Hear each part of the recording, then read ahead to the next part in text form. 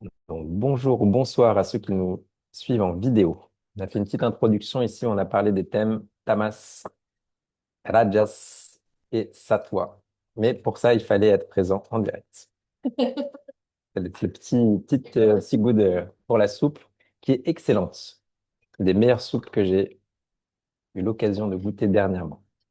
Donc, nos thèmes de ce soir, qui est notre troisième du coup, rencontre du mardi, on a deux thèmes. Un qui est la pratique quotidienne et le deuxième thème qui est le Ahimsa. Le Ahimsa, c'est une des normes éthiques. Moi, je vous avais évoqué Patanjali dans notre première rencontre et on va voir donc qu'il a posé 10 normes éthiques et une des normes éthiques, c'est la non-agression, le Ahimsa. Très intéressant, très fin. Il va nous donner beaucoup d'insights aussi pour le quotidien. Donc, on va étudier cette norme éthique ensemble. Et Kay et David, j'enregistre tout, donc vous pourrez peut-être cette deuxième partie, vous pourrez y assister après. On fera aussi des petits travaux à deux pour ceux qui le souhaitent, donc vous pourrez aussi vous approfondir sur le sujet un peu par vous-même. Et de la même façon, ceux qui nous suivent online pourraient aussi participer des dynamiques sur les prochaines semaines aussi sur le sujet, parce que ça va être un point de réflexion de départ, mais qui va nous amener aussi qu'on va essayer de mettre en pratique. Donc, premier élément sur la pratique quotidienne. Et là, on va essayer de prendre une vingtaine de minutes sur le sujet. On va voir un peu en fonction de vos questions, parce que c'est un thème, je pense, qui est assez important aussi dans nos objectifs, dans ce qu'on a posé ensemble. On a vu que, ouais, on avait des objectifs de progresser dans la pratique dans ces prochains mois, ces premiers mois de formation. C'était un sujet qui était très important pour vous. Et d'une certaine façon, les résultats, on va les obtenir si on pratique de façon très régulière. Donc, on va essayer de voir en complément. Et là, on amène un point qui est très intéressant qu'on va jamais, d'une certaine façon, attendre des élèves qui débutent dans notre école, mais qui après, en fait, pour aller plus loin, c'est très intéressant, c'est de se dire, il y a une pratique que je reçois et il y a une autre pratique que je fais par moi-même, qui est encore autre chose que la pratique que je vais donner aux autres. Parce que d'ici quelques semaines, on va commencer à apprendre à donner une partie du cours. Mais d'une certaine façon, pour moi, cette pratique seule, elle est un peu à la frontière entre les deux, entre ce que je reçois et ce que je suis capable de donner. Si je suis capable déjà est-ce que je suis capable de me donner déjà d'une certaine façon, sans tous les enjeux de parler, d'expliquer, etc. Est-ce que je suis capable de me guider à moi-même, en fait, une pratique? Pas verbalement, j'ai pas besoin mais d'une certaine façon, je me guide moi-même. Est-ce que j'ai déjà cette capacité-là? Et le fait d'ouvrir cette capacité va donner une autre profondeur à votre pratique. De mon expérience, il y a vraiment un avant-après, il y a vraiment, c'est une autre qualité, c'est un autre niveau de pratique à partir du moment où on est capable de pratiquer par soi-même. Et les deux sont aussi intéressants. Je dirais pas qu'il y en a un qui est plus intéressant que l'autre. La pratique collective, elle a deux avantages énormes. Un, c'est que le groupe nous amène plus loin. Il y a vraiment une force de groupe, ça vous l'avez déjà ressenti dans beaucoup de techniques, il suffit de faire une planche pendant plusieurs minutes en groupe et on voit que ça n'a rien à voir avec le fait de faire tout seul. Mais il y a aussi le fait que le professeur, bah, avec son expérience, va nous servir un peu j'aime bien l'image de guide de montagne. C'est-à-dire, il a déjà tracé un peu plus le chemin, il est allé un peu plus loin, bah, il va vous aider à vous proposer, en fait. Ce qui est très intéressant quand on donne cours, ou pour moi, l'image du professeur, il va proposer quelque chose aux élèves, mais chaque élève va vivre, en fait, quelque chose de très différent. Et plus on va avancer dans la pratique, plus on va se rendre compte que la pratique dépend beaucoup plus des élèves que du professeur. Le professeur, il propose quelque chose, il peut donner un cours plus ou moins intéressant, mais en réalité, si l'élève, il vaut mieux un professeur très moyen avec un excellent élève que le contraire. Vous pouvez mettre un excellent professeur si l'élève lui-même, et je ne parle pas de niveau en asana, je parle plus de réceptivité, de vouloir apprendre, d'être dans une recherche vraiment intéressante vis-à-vis du cours, il va réussir à transmettre un certain nombre de choses. Euh, Donc, les deux intérêts de la pratique que l'on reçoit, c'est ça, c'est le groupe et le fait qu'on a une proposition éventuellement bah, qui nous guide, qui va nous amener, notamment au début, je dirais dans la première année. Je suis très content d'avoir Gina avec moi ceux qui sont online, qui ne voient pas. On a le chien de David et Kai qui est avec nous. Il a l'air de chercher quelque chose, de chercher du contact. Et donc, on a ces deux intérêts-là. À l'inverse, le fait de pratiquer seul, Lui va justement, parce qu'il n'y a plus d'éléments extérieurs, parce qu'il n'y a pas le groupe et parce qu'il n'y a pas le professeur à me guider, bah, ça veut dire que ça va devoir sortir de moi, de ma tête, de mon ressenti, de mon vécu. Et donc, je vais m'approprier différemment les techniques à partir du moment que je suis capable de déclencher par moi-même 10 minutes de respiration. Par exemple, je l'ai décidé, j'ai choisi, c'est moi qui fais mes 10 minutes de respiration. Au début, c'est plus difficile. Quand vous avez tout un environnement, vous avez la lumière, vous avez tout placé pour faire vos 10 minutes de respiration, c'est plus facile que de le faire tout seul. Mais si justement vous êtes capable de le déclencher, de le faire par vous-même à n'importe quel moment, bah, ça devient plus un patrimoine, ça devient quelque chose qui fait partie de vous. Je suis capable, en fait, à n'importe quel moment, de changer ma respiration, de choisir comment je respire. Et donc, plus facilement, ça va commencer à infuser dans mon quotidien, ce qui est l'objectif au passage des techniques. La pratique, le but, c'est pas qu'elle soit pratiquée dans la salle de cours, mais qu'elle soit pratiquée dans le quotidien.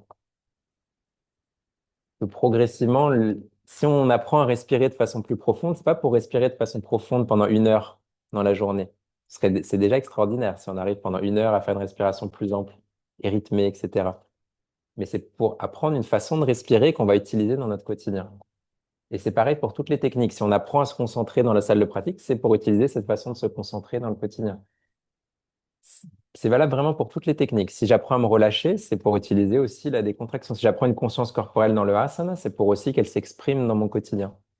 Et beaucoup plus facilement, ce lien va se faire, cette migration dans votre quotidien va se faire si vous êtes autonome dans les techniques. Sinon, c'est comme si dans ma tête, ah oui, là, je suis capable de faire parce que je reçois, mais ensuite, tout le reste de la journée, je suis pas en train de recevoir cette orientation, donc je le déclenche pas. Donc, ça va être très intéressant de faire ce passage-là pour moi à la pratique quotidienne. Et à partir du moment où vous le proposez à vous-même, l'avantage, c'est il n'y a plus de distance entre qui propose et qui reçoit. Il n'y a plus aussi la dispersion d'une orientation extérieure.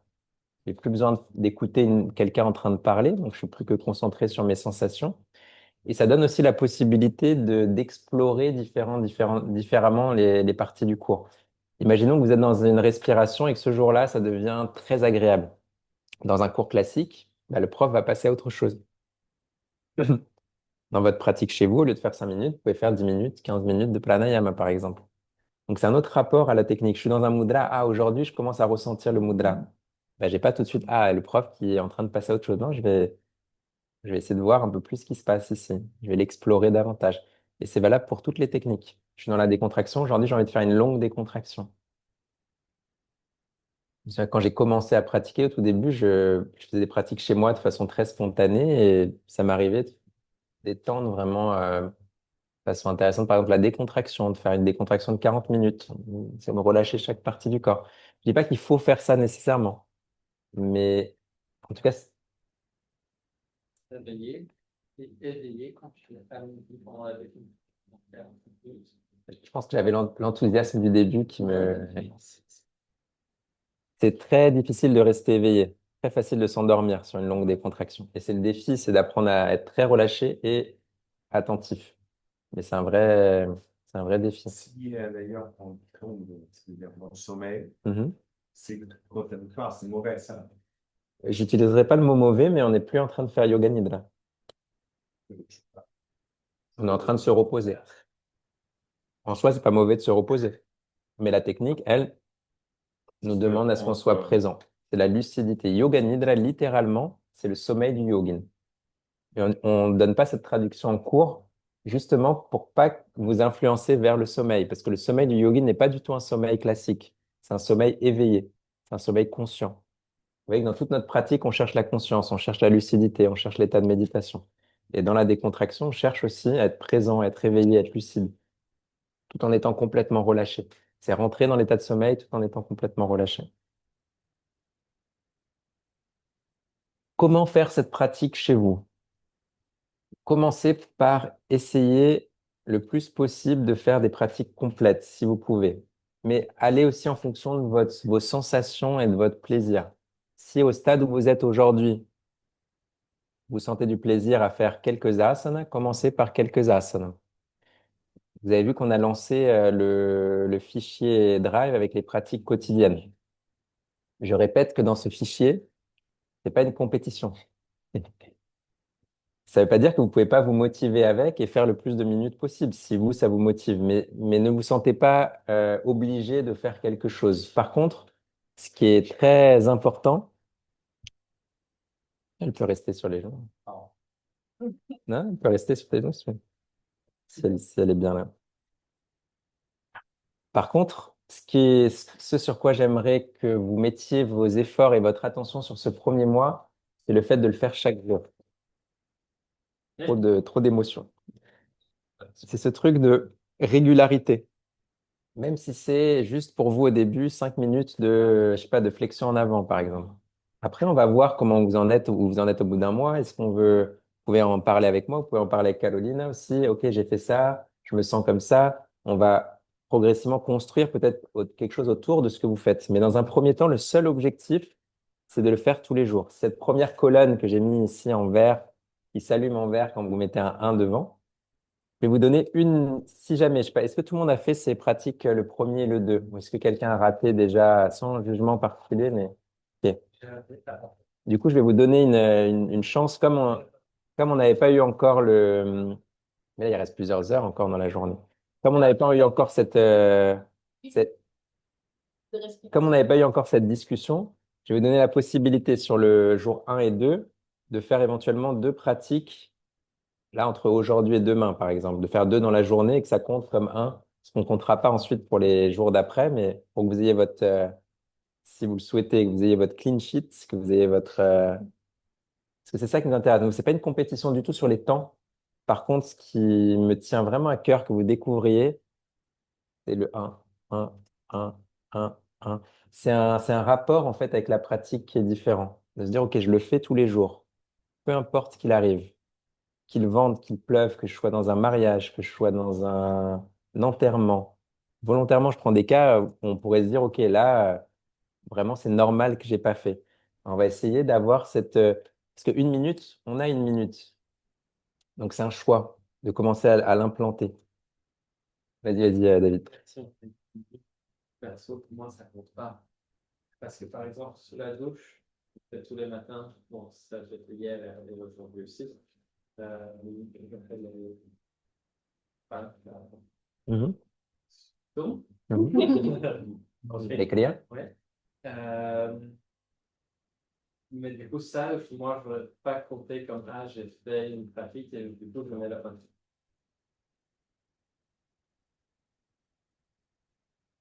Pour le mois de mars, tu peux le compter. Le mois d'avril.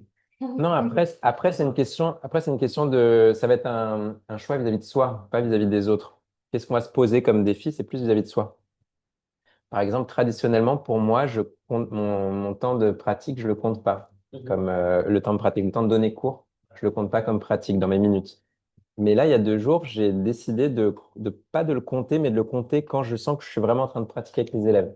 Si par exemple, il y a deux, trois élèves dans la salle, parce que du coup, ça me mobilise pour y penser. Mais ah non, je vais faire une vraie pratique avec eux, je vais vraiment faire les techniques et je vais compter le temps. S'il y a 1 heure de cours, j'estime que j'ai fait l'équivalent de 30 minutes. Mais c'est un deal vis-à-vis de moi qui me regarde parce qu'il va me motiver et que je vais marquer mon temps à travers ça. Par exemple, voilà, Voilà, tiens, j'ai fait un Chatoupadasana 5 minutes. Bah, je considère que je me mets ma petite reward, je me mets mes 5 minutes ici. Et donc, si toi, à un moment donné, comme tu as déjà pris l'habitude du Kriya pour toi, c'est plus un défi finalement de mettre le Kriya quotidiennement, tu peux choisir de le mettre dans tes minutes, mais de pas le compter comme un 1, éventuellement. Mais là, sur ce premier mois, si tu as déjà cette base-là, mais tu peux te dire déjà, voilà, j'ai cette base, mais OK, je vais essayer de le faire en plus. Parce que là, on touche à quelque chose de très fondamental, pas seulement dans la pratique, mais pour votre vie, en fait. On touche à la notion de discipline et le fait de poser quelque chose quotidiennement. Et souvent, discipline, on l'associe à quelque chose comme de négatif, comme quelque chose de contraint. Mais là, c'est une discipline choisie, en fait. J'ai choisi de me poser ça. C'est ça que je préfère le laisser de façon très libre dans la façon de le faire. Que ce soit pas, il faut faire une pratique comme ça, de tant de minutes, etc. Non, que ce soit vraiment. Parce que du coup, vous pouvez vraiment faire comme ça vous plaît, mais de commencer à amener cette idée qu'on va avoir un retour, quelque chose qui va se faire quotidiennement, même si même on va compter un 1 et ça aura une valeur, même si la pratique elle-même n'a pas eu d'impact. Je vous donne un exemple. Quand j'ai commencé ces défis quotidiens, au moment où je me souviens de l'avoir vraiment posé, je sais plus quelle année c'était vers 2000, 2010, 2011 à peu près, où un nouvel an, on était entre profs, il y avait un ou deux élèves, profs de formation élèves, on a fait un petit nouvel an chez ma prof de l'époque. Et chacun se demandait, ah, qu'est-ce que tu vas faire cette année comme bonne résolution? Et moi, avec mon esprit un peu de contradiction, je me dis, quel intérêt de faire une bonne résolution? On peut faire ça à n'importe quel moment dans l'année. Je me disais ça, à l'époque, je donnais pas beaucoup de valeur à ce truc de bonne résolution. Pourquoi le nouvel an, bonne résolution? Mais je me suis dit, tiens, je vais le prendre autrement. Déjà que tout le monde est dans le monde entier en train de prendre des bonnes résolutions. Ok, on va jouer le jeu, on va prendre des bonnes résolutions. Et ma résolution, ça a été faire une pratique quotidienne, exactement avec ce défi que je vous donne ici. Je me suis mis aucun objectif de quelle technique j'allais faire. C'était juste avoir des techniques de Rose Method tous les jours de l'année, dans cette année-là. Et je me suis fixé cet objectif. Et le fait d'être arrivé à la fin de l'année et d'avoir vraiment tenu ça, ça m'a donné ouais, un truc, comme s'il y a quelque chose qui sent, je me dis, tiens, je peux poser ma parole. Et ça va beaucoup toucher la force de la parole, je trouve. Parce qu'à l'époque, j'ai remarqué que j'avais très peu de force de parole. J'étais quelqu'un de très peu discipliné. J'avais réussi à me contraindre, on va dire, de faire des...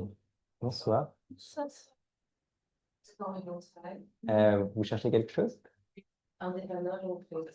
On a un événement qui est à côté. On va livrer l'eau Ok. et on cherche des bouteilles en verre. Vous n'aurez pas ça à le vendre. On a des petites canettes ici d'eau. On a On pas des des... grandes bouteilles en verre. Hmm, non, en termes de bouteilles, vous avez ce que vous voyez ici. C'est ça. Ouais. Ok. Oh merde. Vous pouvez avoir une bouteille par personne si vous voulez une canette par personne. Eh ben, Ou merci. sinon différentes boissons. Désolé. Bonne soirée.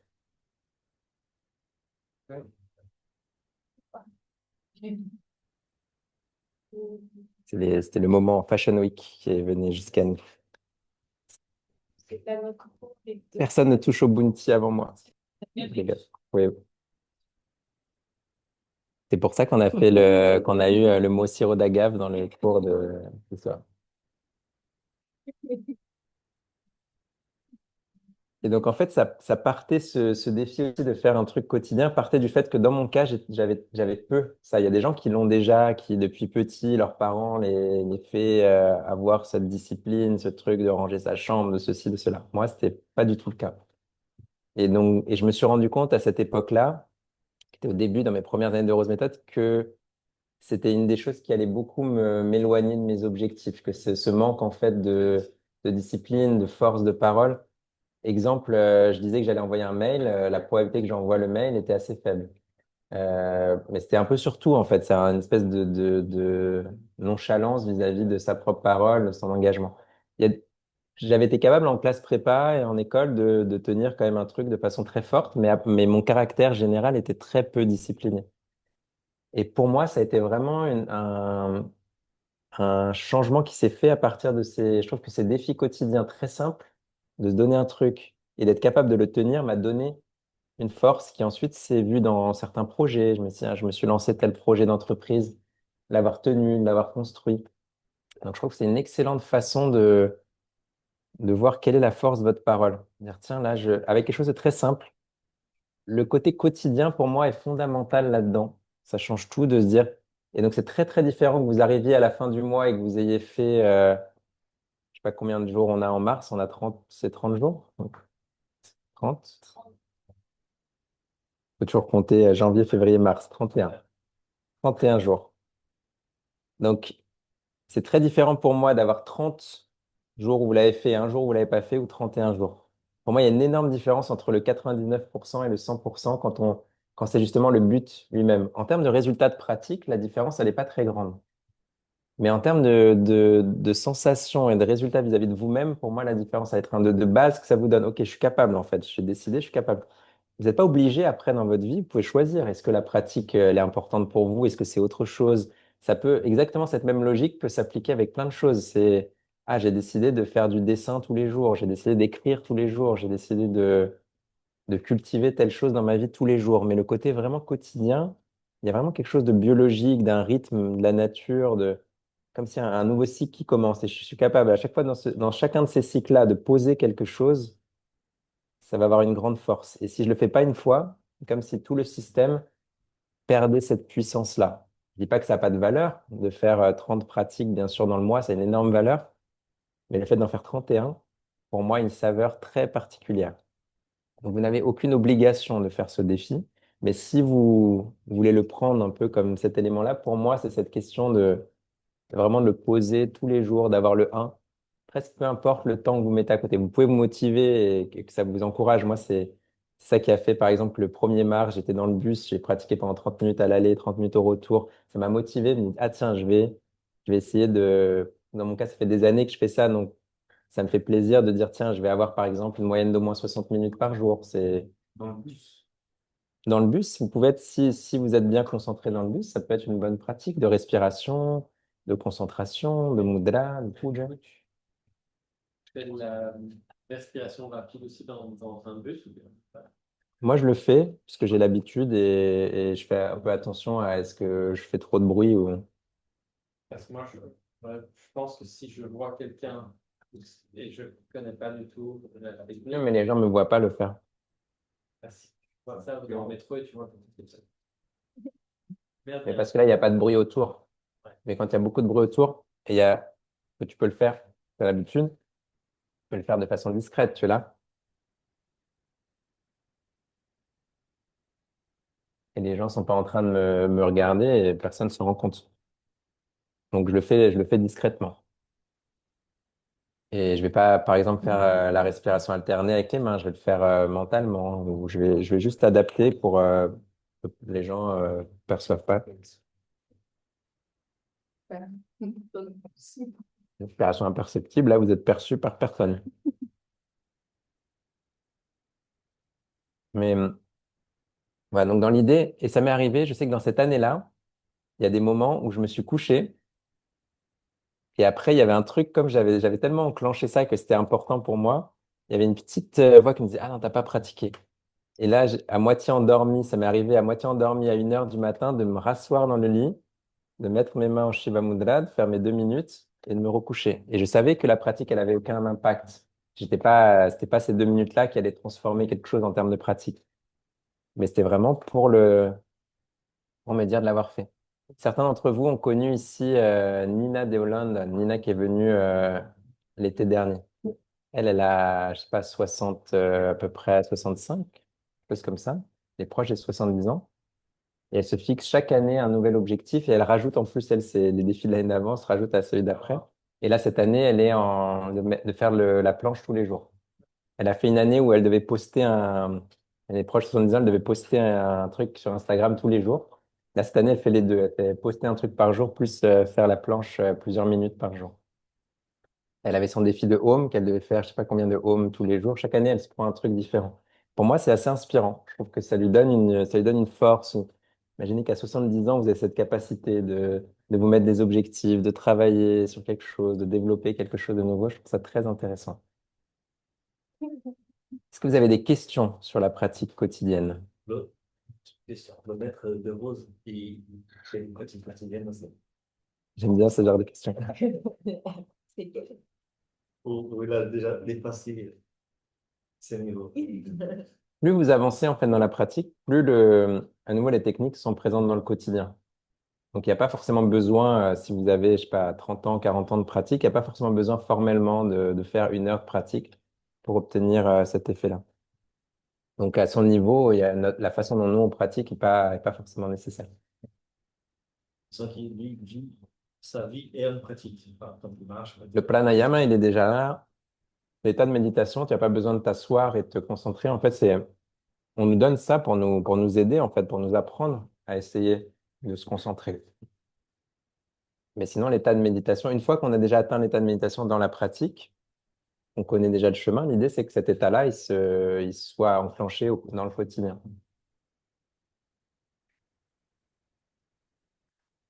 Est-ce que ça vous semble Passez, est-ce que vous avez des questions sur votre propre pratique chez vous? Vous savez pas forcément comment, par quoi commencer, comment le faire Moi, je te dis, moi, il y a un truc plus pas mal dans cette chose. Moi, je suis plutôt rageant, j'imagine. C'est-à-dire que moi, pareil, je fais le cri tous les matins sous la douche et j'essaie de faire la planche après la douche ou avant la douche 3 minutes. Mais c'est juste que ça semble ridicule, mais je n'ai pas le temps de faire plus. Tu vois, moi, j'ai mes trois. Bon, ça me convient aussi, hein, la planche 3 minutes, c'est très bien. Des fois, j'aimerais bien continuer ou je me dis comme ça, mais je sais que là, non, faut avancer. Le matin, faut que ça commence. Faut que 9 heures, je sois devant l'ordinateur. Ta. Donc, je n'ai pas forcément le temps. Et quand je travaille, des fois, je me dis, ah, ça pourrait être sympa maintenant de faire de la respiration. Mais c'est juste que, oui, je pourrais faire la respiration, mais je pourrais aussi avancer et avoir fini ce que je dois faire. Tu vois? Mhm. C'est plutôt de quand est-ce que ce qui me frustre, c'est que j'ai pas assez de temps à lui consacrer. Voilà, les 3 minutes le matin, je le fais donc dans le moment de la douche, comme ça, c'est comme un moment conclu. Mais j'ai pas ce truc de me dire, ah voilà, là, j'ai 1 heure pour. Mhm. Voilà, bah, je ferais bien. Moi, ce que je lui ai dit aussi, c'est combien de temps tu passes par jour sur Instagram. Tu t'arrêtes cette petite pause de 5 ou 15 minutes par jour et ça te fait 20 minutes ou une demi-heure pour être sur Instagram. Ça pourrait être. Non. C'est bon. Mon conseil dans ce que tu as décrit ici, c'est un peu comme j'avais décrit aussi pour David et au début, c'est de se dire, OK, j'ai déjà cette base-là, comment éventuellement je peux rajouter déjà une chose qui va pas forcément perturber mon quotidien, mais qui va déjà renforcer quelque chose. Par exemple, d'avoir aussi une flexion en avant ou d'avoir quelques minutes de respiration. Et une façon intéressante, c'est de l'intégrer aussi dans l'idée de pause. Aussi dans l'idée que notre cerveau est totalement incapable de se concentrer parfaitement, on l'avait vu dans l'atelier de concentration, pendant 1 minute. À partir du moment où on intègre vraiment cette idée-là, qu'une concentration parfaite pendant 1 minute est impossible, nos pensées se dispersent, imaginez le nombre de dispersions en 1 heure, ou en 5 heures de travail, ou en 7 heures, en 8 heures de travail. Et donc, en fait, on se rassure en travaillant 8 heures, 7 heures, ou 6 heures, ou 5 heures, on se rassure en ayant fait ce temps de travail. Mais si on était capable de mesurer le temps de concentration, de vraiment présence, si on joignait tous les points, il est enregistré d'ailleurs cet atelier sur concentration et méditation, si vous n'y avez pas encore assisté, où on voit que la concentration, elle est complètement discontinue. Et on intègre dans la façon de communiquer ensemble et tout ce qu'on voit, et même quand on lit un livre, parfois on a lu le livre, on revient au début de la page parce qu'on a perdu l'information. La façon de communiquer, de construire le langage, prend en compte le fait que notre attention est discontinue. C'est-à-dire qu'on va joindre les différentes informations qu'on a reçues dans les 30 dernières secondes pour essayer de faire un sens. Mais notre concentration, elle n'est pas du tout parfaite. C'est pour ça qu'on parle à un certain rythme. On a une façon de construire les phrases qui prend en compte le fait que l'interlocuteur va percevoir différents moments et joindre certains points. Même dans la façon de lire, il y a des expériences un peu qui circulent sur les réseaux sociaux où on vous inverse les lettres, où on inverse les mots, et en fait, le cerveau reconstitue du sens. C'est assez étonnant, mais même quand les mots sont inversés, on lit quasiment de la même façon. Quand les lettres sont inversées, on lit quasiment de la même façon. Parce qu'on a cette habitude de capter certains fragments et d'en faire une ligne continue. Et donc, si on prenait notre journée entière de travail et qu'on essaie d'en faire vraiment un temps continu, là, c'est une métaphore, on peut pas, c'est difficile à mesurer, mais disons que de nos 8 heures, peut-être on passerait à 30 minutes. Je veux dire, si on condensait vraiment le truc en concentration parfaite. Et ça va même au-delà de ça, parce que quand on est proche d'un haut niveau de concentration, la performance ne se fait plus au niveau rationnel, mais au niveau intuitif.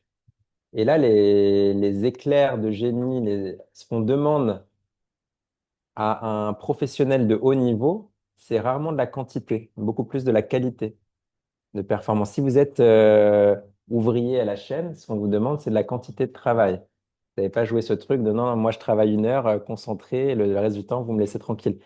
Par contre, des consultants de haut niveau, parfois, on accepte qu'ils ne travaillent pas beaucoup, mais il faut qu'ils viennent et ils vont nous donner le truc. Ils vont avoir l'insight, c'est soit leur expérience, soit leur intuition qui va dire, voilà, c'est tel truc qu'il faut faire. Et donc, si on commence à penser le travail en termes de qualité, moins en termes de quantité, on va voir que les grands impacts qu'on a eu dans notre année de travail sont souvent à des petits moments d'intuition, de clarté, de vision. Et là, si on prend conscience de tout ça et de la question de vraiment quantité de concentration et qualité de performance, ça devient très intéressant, très rentable que de consacrer du temps à booster tout ça. Et donc, c'est toujours un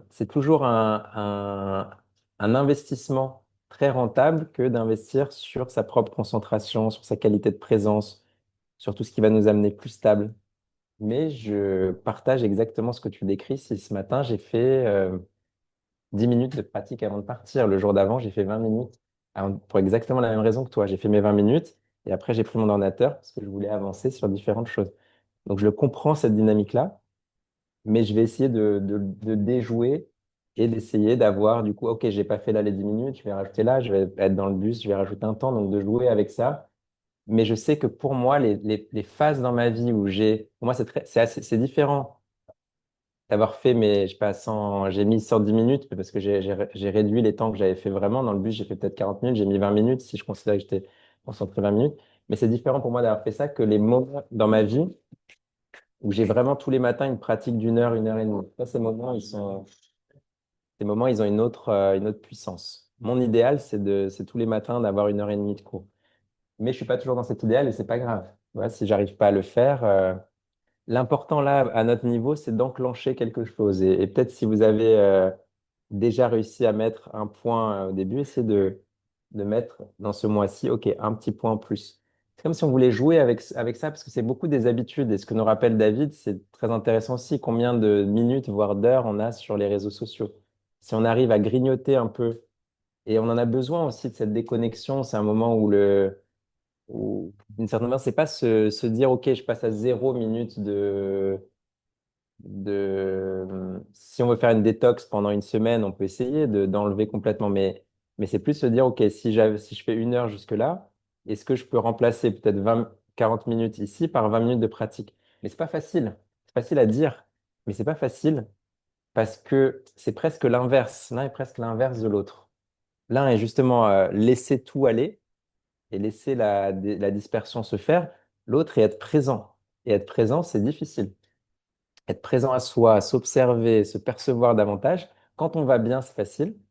Et quand on a pratiqué les jours d'avant, c'est facile. Plus on pratique, plus c'est facile. Plus on est dans un bon état, plus c'est facile. Il y a des moments où je sais qu'avant de pratiquer, j'ai très envie de pratiquer. Et là, en général, mes pratiques, elles sont super. Quand je sens ça, je sens que le matin, je me sens en forme. Ah oui, là, la pratique, elle va être super. Je le sens déjà à l'avance. Et en général, ça m'arrive que je sois surpris par la qualité d'une pratique, mais parfois je le sens déjà à l'avance. À l'inverse, quand je vais pas très bien, je suis plus fatigué, je suis un peu down, j'ai pas envie spécialement de pratiquer. C'est moins agréable. Et même se regarder quand on va moins bien, ben plus on se regarde, plus c'est désagréable. Mais on peut jouer un peu avec l'expérience des techniques qu'on a. Justement, on va peut-être pas faire une pratique très introspective à se regarder. On va peut-être faire 5 minutes de planche. Ce que j'utilise beaucoup dans mon cas quand je me sens fatigué ou je me sens un peu triste, c'est respiration rapide. Pour moi, si un jour de week-end, j'ai toute la journée devant moi et que je me sens pas très bien, respiration rapide, respiration rapide, respiration rapide, force, aller courir, aller faire des trucs. Et en général, mon challenge, c'est de me dire, OK, comment je transforme ça? C'est pas de m'accabler, de me dire, OK, je devrais pas sentir ça. Et c'est pas grave, si ça dure plusieurs heures dans la journée. Par contre, je vais essayer de trouver les pratiques qui transforment et généralement, ça marche. Mais c'est aussi une habitude, c'est quelque chose qui, plus vous le cultivez, plus ça va être facile à faire cette transformation. Vous avez d'autres questions sur votre pratique quotidienne? À nouveau, il y a deux façons chez vous. Si vous n'avez pas encore trop l'habitude aussi de faire par vous-même, vous pouvez faire des vidéos. C'est OK. Ça rentre complètement dans notre élan. Vous avez plein, plein de vidéos dans le. Mais mon conseil, c'est non, les vidéos et les audios qu'on a enregistrés. On avait plein, plein dans notre plateforme. Si vous savez pas où les trouver, vous écrivez dans notre chat commun et on vous guide sur la partie replay. Il y a vraiment plein de vidéos et j'en rajoute quasiment chaque semaine là parce que chaque fois avec les cours à thème, j'essaie de les mettre dessus. Ça peut être une bonne façon de pratiquer. Vous pouvez faire une partie aussi de ça. Vous avez que 10 minutes. OK, bah, je vais faire, je prends la partie respiration, je prends la partie mudra au début et je le fais. Mais essayez de commencer à explorer. OK, est-ce que je suis capable, même pour vous rendre compte que aller voir votre prof et dire, bah, j'arrive pas. Dis-moi, qu'est-ce que je peux faire? J'arrive pas à faire une pratique, j'arrive pas à faire les 8 techniques par moi-même. Et là, on va voir ensemble qu'est-ce qu'on a besoin de travailler. Très bien. Ça, c'était sur la pratique quotidienne, la force de la parole, cette trace, cette discipline, discipline avec plaisir, discipline choisie, très différente de la discipline imposée de l'extérieur. Et maintenant, on va passer à la deuxième partie. Si vous devez y aller, David et Kai, j'enregistre tout, ce qui est déjà 21h07. Et à la fin du coup de de la discussion ce soir sur le Ahimsa, sur la non-agression, je vous proposerai de faire des petits travaux à la maison pour ceux qui le souhaitent. Vous n'êtes pas obligé. Mais ceux qui l'auront fait en vidéo, ça peut être une bonne façon aussi de vous approprier le thème. Mais j'écrirai ça aussi dans le groupe WhatsApp. Et vous pourrez assister à la vidéo de cette deuxième partie. Non,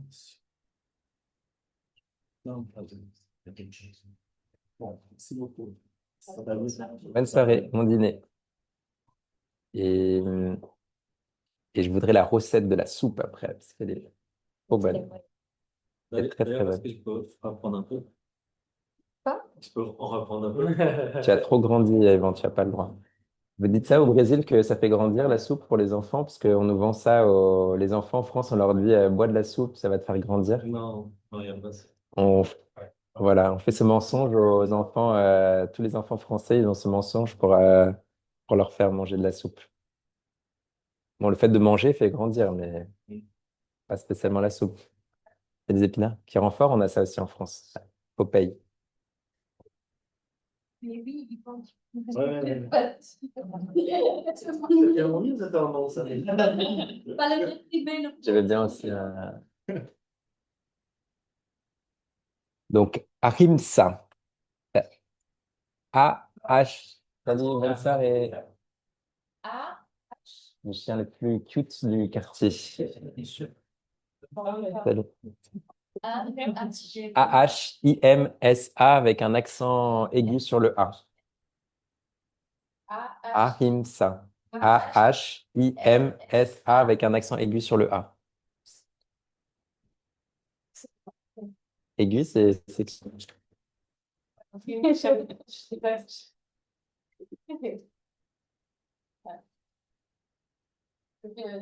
Elle a dû oublier quelque chose, je pense. Parce qu'elle a fait le cours d'avant, elle a dû oublier quelque chose. Pas de souci, t'inquiète pas. Euh, donc, ahimsa, en sanskrit, quand vous avez un accent aigu, donc l'accent vers la droite, incliné vers la droite, ça signifie que vous avez la jonction de deux voyelles identiques.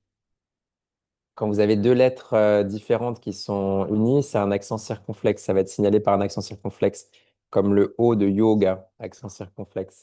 Ça va être la jonction de A et U, yoga. Par contre, la jonction de deux fois la même voyelle, donc ça va être un A long en fait. Ahimsa, on pourrait. Enfin, on a un mudra, mudra. Parce qu'en effet, c'est l'équivalent que si on avait deux A. Mudra. C'est à la mort. Bouddha. Voilà. Ahimsa. Ahimsa. Ahimsa. Ah, ça. Attention que ce A long ne veut pas dire que la tonique est sur cette lettre nécessairement. Kundalini, Kundalini. Donc j'ai un I long à la fin, un I avec accent, si j'avais deux I, mais l'accent tonique est sur le kun. Kundalini, c'est pas Kundalini, Kundalini. Pas que je sache, c'est circonflexe, circonflexe ou aigu. Quand on sait qu'il y a un accent, il ne faut pas réfléchir dans quel sens, il est toujours dans le même sens. Hmm. C'est comment on pense. Sauf l'accent chapeau, du circonflexe. Ça. L'autre action s'appelle crase. Enfin, ça s'appelle comment? Circonflexe, Non, l'autre. aigu, Aigu. aigu. En portugais, on dit quoi? Euh, Parce que là, c'est dans l'autre sens, non? acento tono, Agudo. agudo e acento. Je sais plus.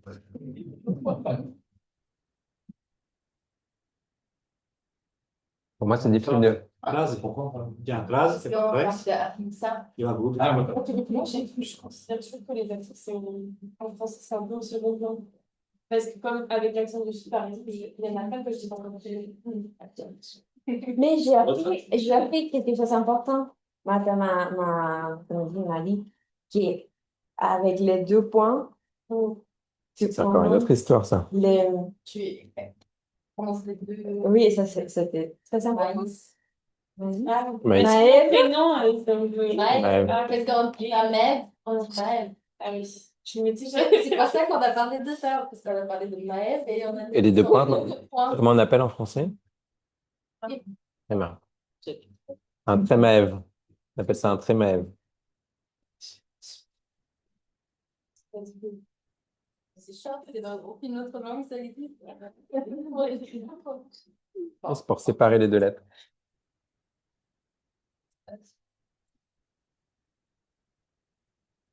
On se cultive.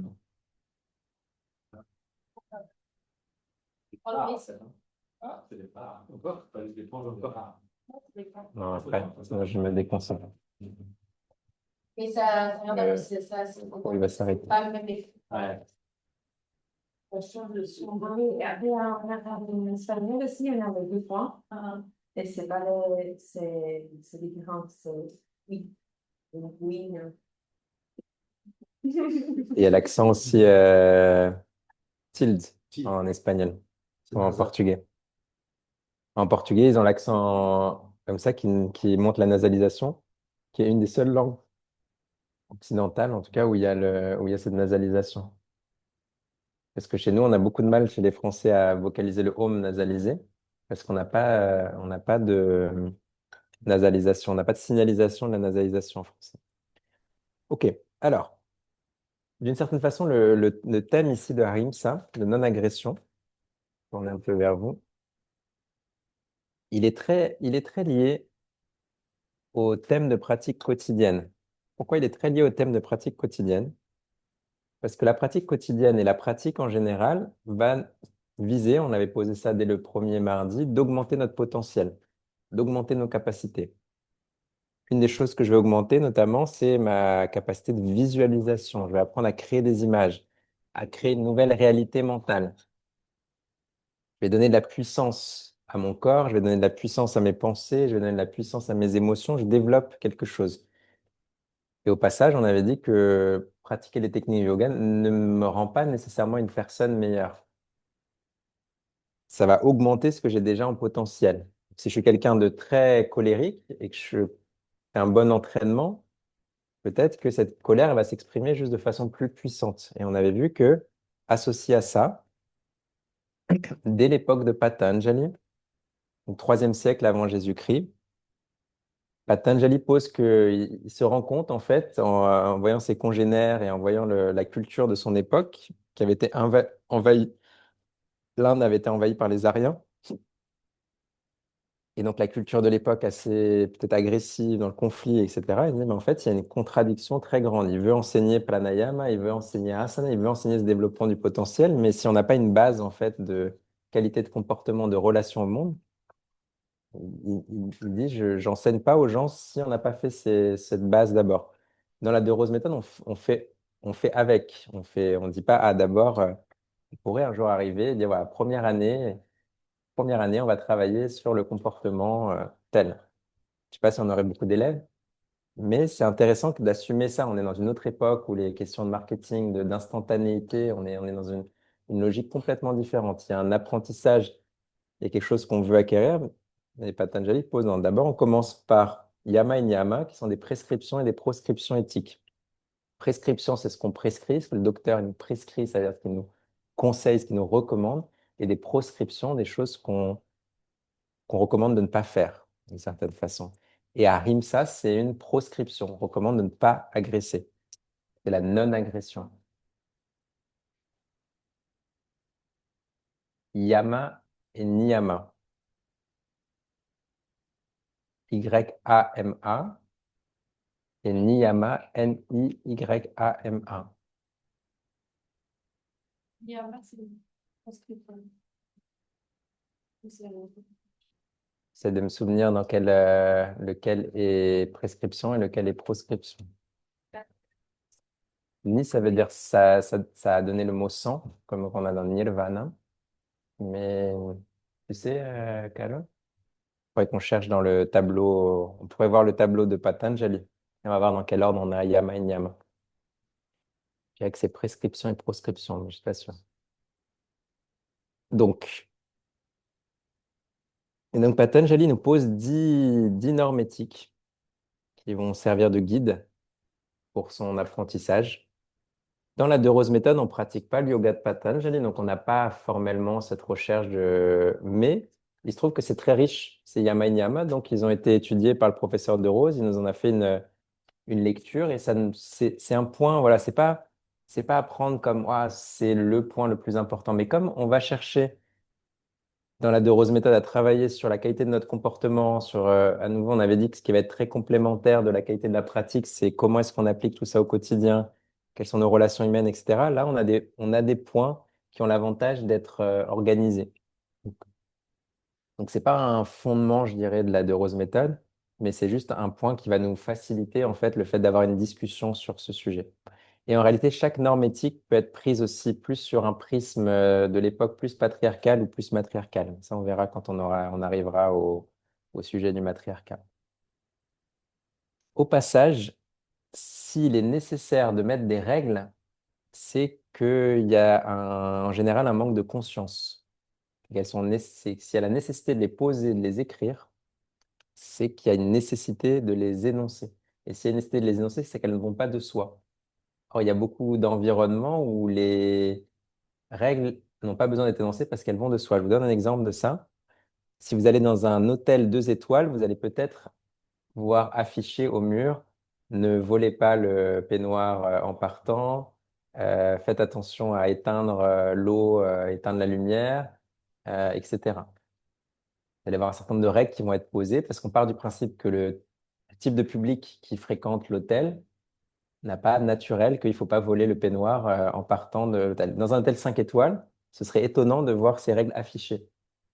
Et ça ne veut pas dire qu'on ne les a pas intégrées comme principe. Mais là, ce qui est intéressant, c'est à cette époque, en tout cas de Patanjali, c'est de dire, OK, non, on a vraiment besoin de les énoncer et de les poser. Peut-être qu'à l'époque des Dravidiens, c'était une époque plus ancienne, ces choses-là allaient de soi dans la culture, dans la façon de s'exprimer. Patanjali, c'est après l'invasion des Aryens. Et donc, une époque déjà très patriarcale, qui signifie le début des siècles de patriarcat. Enfin, le début d'une phase qui a commencé un peu avant, par les invasions aryennes, entre à peu près, euh, sur une période d'à peu près 1000 ans, et déjà de plus de 1000, voire 1500 ans avant Jésus-Christ, on a les premières vagues d'Ariens qui vont arriver jusqu'à cette phase, et Patanjali, c'est le 3e siècle avant Jésus-Christ, donc une phase où cette culture-là est déjà très installée, très instaurée. Et donc, on va rentrer ici dans notre norme éthique Ahimsa. Et donc, dans le traité de yoga qui reprend, par De Rose, qui reprend ces normes éthiques, il y a une petite explication. Je vais vous en lire une partie, pas l'intégralité. Je vais en lire une partie, le début. La première norme éthique du yoga est le Ahimsa, la non-agression. Elle doit être comprise lato sensu, lato sensus, donc au sens propre, non-agression. Ensuite, continue l'explication. Un être humain ne doit pas agresser gratuitement un autre être humain, un animal ou bien la nature de manière générale. Et on va voir ensemble que cette notion de gratuit est très intéressante. On ne doit pas agresser gratuitement. Donc cette idée de non-agression, elle est très liée à la question aussi de est-ce que c'est une agression gratuite ou est-ce que c'est pas une agression gratuite? C'est très différent éthiquement parce qu'il y a certains moments où on a besoin de, je sais pas, de défendre sa vie ou de défendre la vie de quelqu'un d'autre et on va devoir avoir un impact sur quelqu'un d'autre. En réfléchissant à ça, ces derniers jours, je voyais par exemple en étant dans le parc Montsouris, de voir comment une oie va parfois défendre ses petits. Elle a ses petits à côté d'elle. Si vous approchez d'elle, je sais pas si vous avez déjà été face à une oie ou une oie qui veut vraiment vous embêter. C'est pas sympa. Et vous pouvez dire c'est une agression. Mais est-ce que cette agression, est-ce qu'on est du coup, est-ce que l'oie, elle est en train d'enfreindre un rimsa? Bah, selon cette idée-là, que c'est ce qu'on va éviter, c'est de ne pas agresser gratuitement. Elle n'est pas en train d'enfreindre un rimsa. Elle a ses bébés à côté d'elle. Elle doit les défendre. Donc, elle va faire cette attaque, faire cette agression pour les protéger. Mais ça arrive aussi que les oies du parc Montsouris qui ont commencé à être trop en confiance et trop mal polis, il y a tellement de gens qui autour et comme personne les met vraiment en difficulté, il y en a ça m'est déjà arrivé d'être assis, d'être posé dans le parc Montsouris juste avec un livre ou un truc et que l'oie, elle vienne m'embêter, elle vienne avec moi. Et là, on pourrait lui dire tout, tout, tout, Arim ça éthiquement, et elle s'attire des ennuis inutiles en fait. Une chose, c'est protéger son enfant. Elle va se mettre peut-être en difficulté, en opposition dans la nature.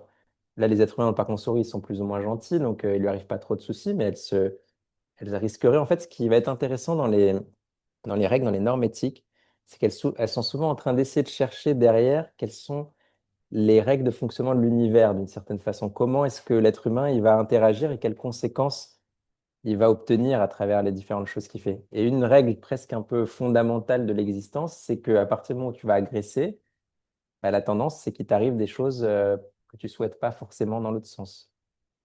Et donc, si on revient à notre oie dans le parc Montsouris, si elle vient et qu'elle commence à m'agresser une fois, bon, à nouveau, ça dépend dans quel cadre elle est. Elle a la chance d'être dans le parc Montsouris.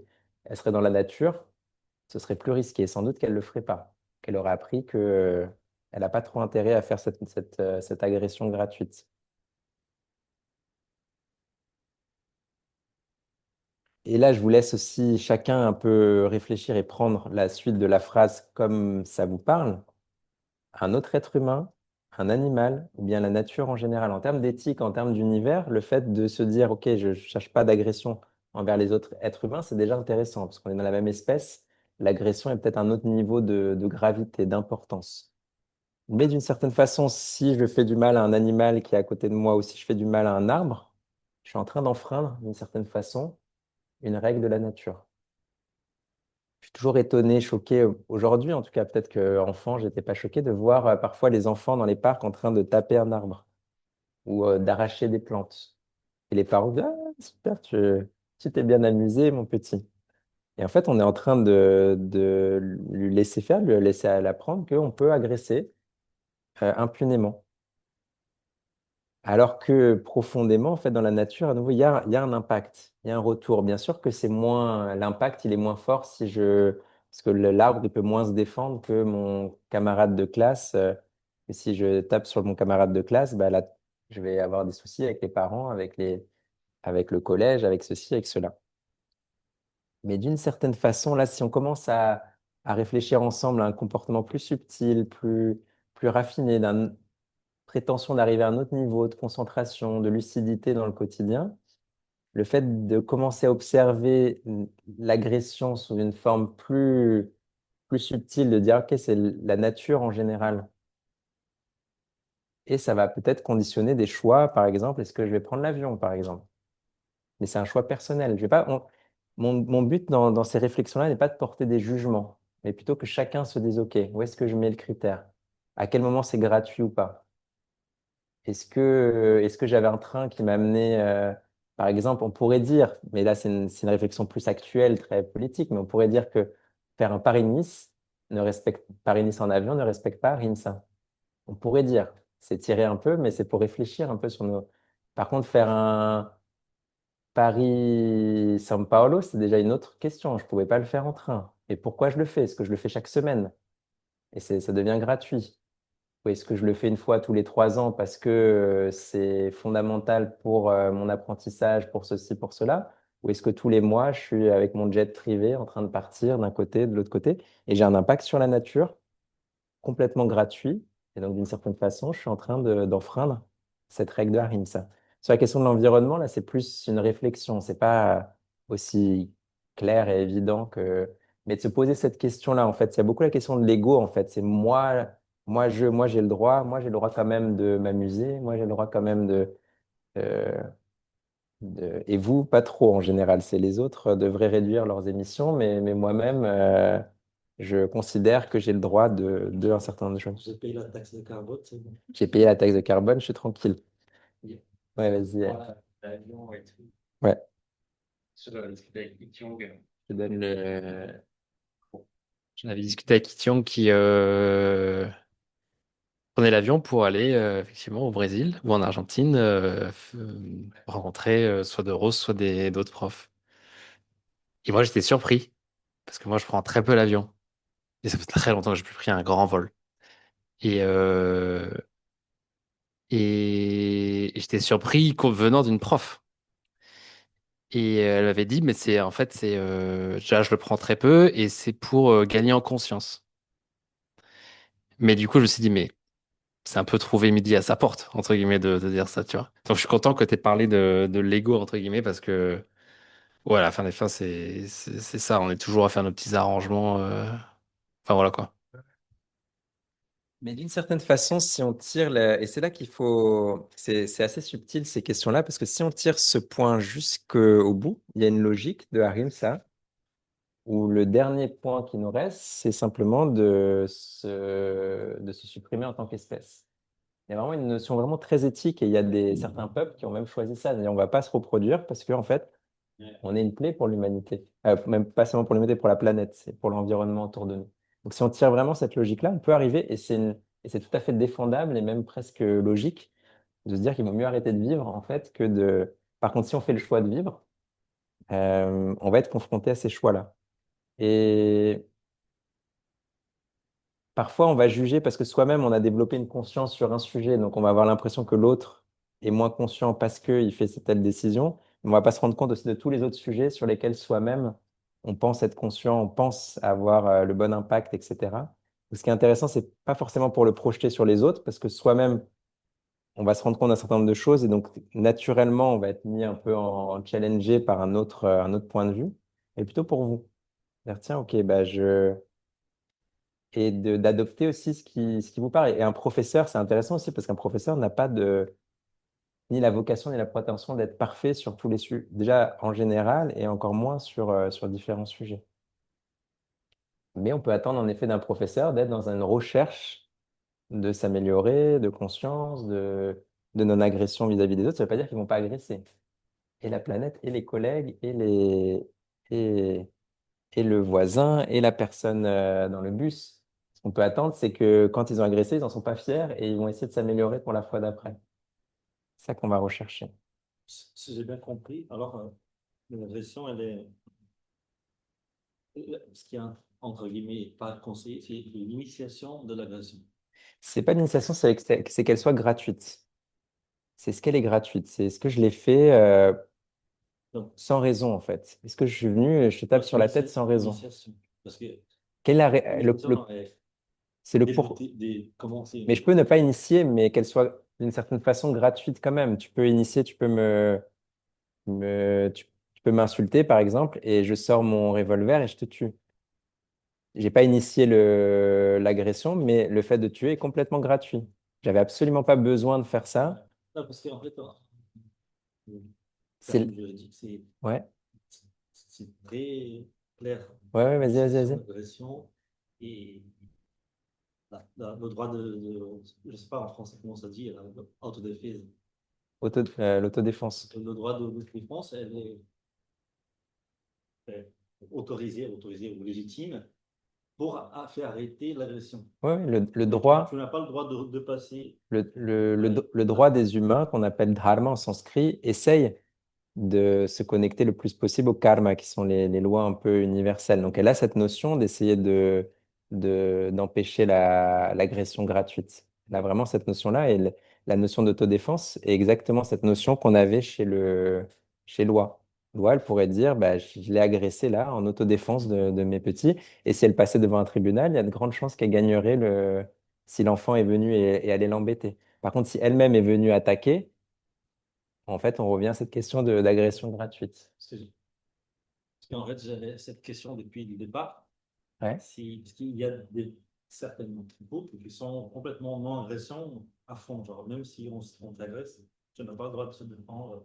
Mhm. Tu peux fuir, tout, mais tu ne peux pas se défendre. Donc, j'avais cette question. Exactement. Et on va voir à la fin du texte, là, ce qu'on appelle le précepte modérateur. Dans chaque norme éthique, il y a ensuite un précepte modérateur pour justement pas tomber dans l'excès de cette norme-là.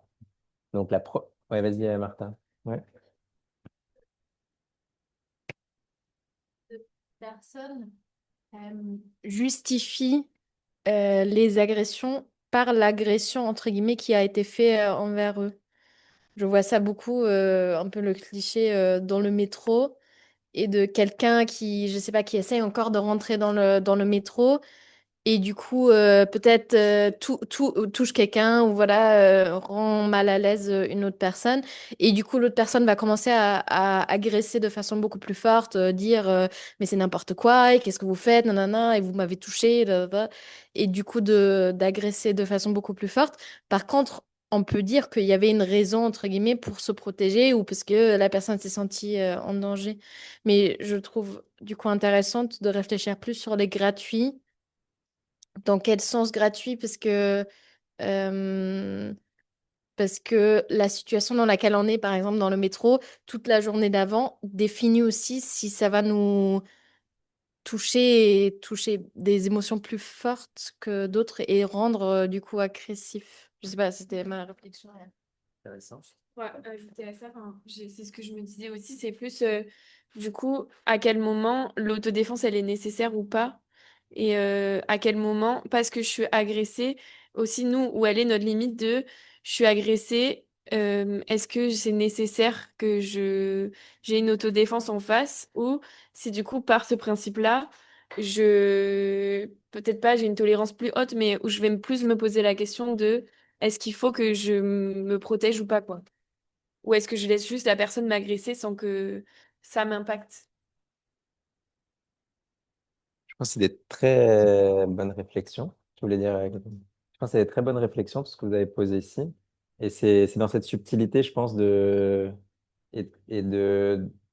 peu dans votre âme et conscience, de se dire, OK, il s'est passé ça, je vais regarder, est-ce que j'aurais pu mieux réagir? En fait, c'est ça, est-ce que j'aurais pu moins agresser dans cette situation? Si je me suis retrouvé, parce qu'il y a la personne dans le métro, il y a aussi le cas plus tricky, c'est le conjoint qui arrive le soir, qui est fatigué et qui nous dit la phrase qui nous met en difficulté. Et on est en pleine légitimité, selon la loi des conjoints, selon la loi des couples, de nous aussi sortir les amants. Sauf que cette réaction en chaîne va nous amener à être épuisé, à un conflit, à de la séparation, parce qu'on n'a pas respecté Ahimsa. Tout ce qui est agression va avoir un impact, il va y avoir une conséquence de ça, même si c'est l'autre qui vous a dit la phrase et qui sait en plus la phrase qui vous met en difficulté, et que vous avez raison. Et dans la gestion des conflits, il y a un grand principe qui est très intéressant, qui est de sortir de la logique de qui a raison, qui a tort, et plutôt se demander comment est-ce que je peux être plus heureux? Comment est-ce que je peux mieux gérer cette situation? Et donc, on va apprendre en se sentant agressé. Et là, on est dans un point, pour le coup, fondamental de la De Rose méthode, qui est comment vous réagissez à une agression. C'est pas directement notre sujet d'aujourd'hui, parce que je veux qu'on réfléchisse d'abord à nos propres agressions. Mais ça va toucher le moment où quand on se sent agressé.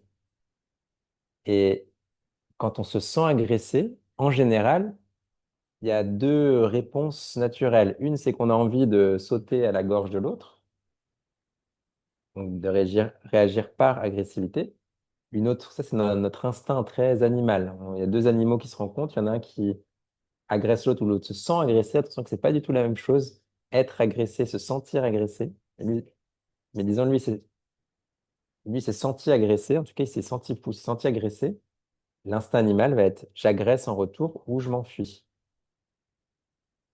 Parce que instinctivement, on a envie de faire ça et apprendre à faire autre chose de ça, qui soit ni dans je garde pour moi, je dis rien. Parce que c'est une façon facile de résoudre la non-agression, mais qui ne va pas nous intéresser.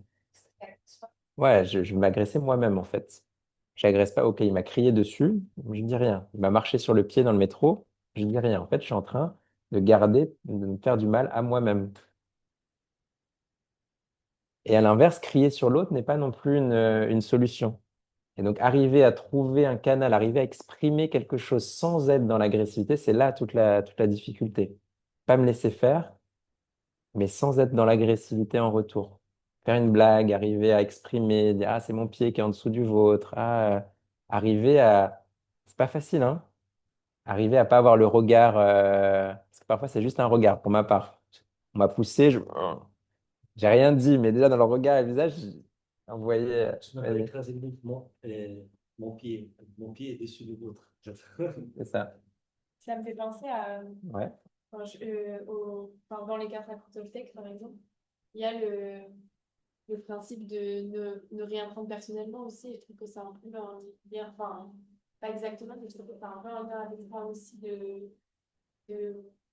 enfin, qu'on a chacun un côté de la corde et qu'on ne sait pas forcément ce qui se passe de l'autre côté. Mhm. Ça me fait un peu penser Plus à on ça. va commencer en effet à réfléchir sur ça, plus on va percevoir que très souvent, c'est une question d'angle de vue. On s'est pensé agresser, mais c'est parce qu'on a un angle de vue très précis. On n'a aucune idée de la journée de la personne, le pourquoi. Nous, on a estimé que ce ton de voix, il était agressif. Mais pour la personne, c'est peut-être depuis qu'elle est petite, c'est comme ça qu'on s'exprime dans sa famille et elle était fatiguée, elle vient de perdre quelqu'un, etc. Elle n'était pas en train de vouloir nous agresser, très souvent. Est-ce que quelqu'un pourrait chercher un chargeur? Il y en a un dans mon casier, il y en a un dans la cuisine. Parce que j'essaye avec un chargeur de charger trois choses en même temps, qui sont l'ordi et les deux micros, mais c'est sportif. Et avec un deuxième chargeur, on va mieux s'en sortir. Euh, Donc là, c'est exactement ça l'idée de Harimsa. Vous allez le lire aujourd'hui, vous allez en tirer un certain nombre de choses. Vous allez le relire dans un an, vous allez en tirer d'autres choses. Vous allez le relire dans 5 ans, vous allez en tirer encore d'autres choses. Donc cette notion de ne pas agresser gratuitement, je la trouve très très intéressante. Ensuite, on continue. Il ne doit pas agresser. Là, on continue les choses intéressantes. Il ne doit pas agresser physiquement par des paroles, des attitudes ou encore des pensées. Et là, ça se complique l'histoire. Déjà, je devais pas sortir mon arme, qu'en plus aux États-Unis, on a le droit, c'est un droit fondamental de porter une arme. Là, non seulement je dois pas sortir mon arme et tirer sur la personne, mais en plus, c'est pas seulement physiquement, c'est par des paroles. Ça, je pense on l'aurait dans nos discussions, mais aussi par des attitudes. Ouais, je disais, la personne qui nous a bousculé, le regard méchant, ou l'attitude corporelle agressive, et même par des pensées. Et c'est là que ça commence à devenir très intéressant. Parce qu'à nouveau, on est en train de dire, on est en train de développer notre potentiel, peut-être à un niveau où on est tellement entraîné mentalement que ce qu'on imagine a tendance à se réaliser. Et imaginez que vous avez cette force-là qui se développe. Imaginez que demain, vous gagnez à la loterie de Rose Méthode et dans votre enveloppe du mois, vous ouvrez et on vous offre mentalisation, niveau mentalisation infini, 100%. Qu'est-ce qui va se passer dans votre vie, selon vous? Chaque chose que vous pensez se réalise. J'ai pensé à tout ce que j'ai Si tu es suffisamment entraîné pour penser à ce que tu veux. Mais tout ce dont tu as peur va aussi être imaginé, va se réaliser aussi, dans l'instant. Tout ce que tu vas imaginer de méchant vis-à-vis de ton collègue de travail ou de la personne qui t'a pas bien rétribué dans le dernier chantier et autres, va se réaliser aussi. La petite pensée qui paraît inaperçue, ah, j'ai envie de le tuer celui-là. Qui n'a jamais prononcé mentalement ce genre de phrase? Et imaginez que si on avait augmenté votre niveau de puissance mentale au maximum, cette personne, au moment où vous avez pensé, serait morte. C'est pour nous faire réfléchir sur l'éthique que je vous dis ça. Pas forcément que ça va arriver demain. Mais théoriquement, si on a vraiment atteint un niveau de méditation, puis un jour que ça m'a dit, on a une puissance de pensée qui fait que la plupart des choses qu'on pense se réalisent, ont une tendance à se réaliser beaucoup plus forte. Vous avez une capacité de concentration, de création de réalité qui devient très forte, qui imprègne beaucoup plus le réel. Mais dans un plan métaphysique, dans un plan, je vais, mes pensées vont me faire faire des choses qu'il faut faire pour réaliser ça. Les deux. Les deux. Les ondes mentales vont déjà avoir un impact autour de soi et sur mon corps moi-même et sur comment ça se projette. Mais ensuite, plus je vais le poser dans le mental, plus ça va activer mes actions, mes attitudes qui vont me faire avancer dans une direction. Et vous voyez qu'on a parlé aujourd'hui dans la pratique quotidienne de discipline, de force de parole. Et donc, on est en train de chercher à gagner en force de parole, en force de poser des choses. Et ben, pour moi, ça n'a de la valeur ou n'est intéressant de faire que si parallèlement, je me pose la question de quels sont les impacts que je suis en train d'avoir sur le monde. Ok, je veux développer mon impact. Bon, tout le monde parle d'impact aujourd'hui. Entreprise à impact, personne à impact. Ok, mais mes impacts du quotidien, comment ils sont? Quelle sont la qualité de ces impacts-là?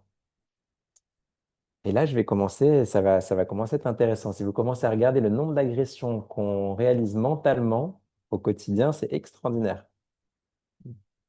Comment on fait aussi pour pas tomber dans un optimisme naïf? Enfin, je sais pas comment dire, mais bon, du coup, on peut peut-être aussi. Enfin, je pense que du coup, le penchant de ça, ça peut être aussi très vite tomber dans Tout le monde est ne pas gentil. et ne pas s'écouter aussi. Mhm. Et, et oui, tout le monde est gentil. Et on va le retrouver dans le précepte modérateur. Justement, là, on pose la règle, mais on va voir qu'en effet, il ne faut pas tomber dans l'extrême. Mais ça ne veut pas dire, en fait, le fait de ne pas agresser ne veut pas dire qu'on ne porte pas des jugements. Un animal doit avoir un autre animal et voir quand il est en danger. Donc, je dois voir, OK, cette personne-là, je ne le sens pas. Donc, je vais m'éloigner. Ça ne veut pas dire que je l'ai agressé. C'est différent de me concentrer et de me dire, ah, cette personne, elle est méchante. Elle est méchante, elle est méchante, elle est méchante. C'est deux choses. J'ai perçu elle me semble méchante. Mais c'est différent de l'agresser en pensant qu'elle est méchante.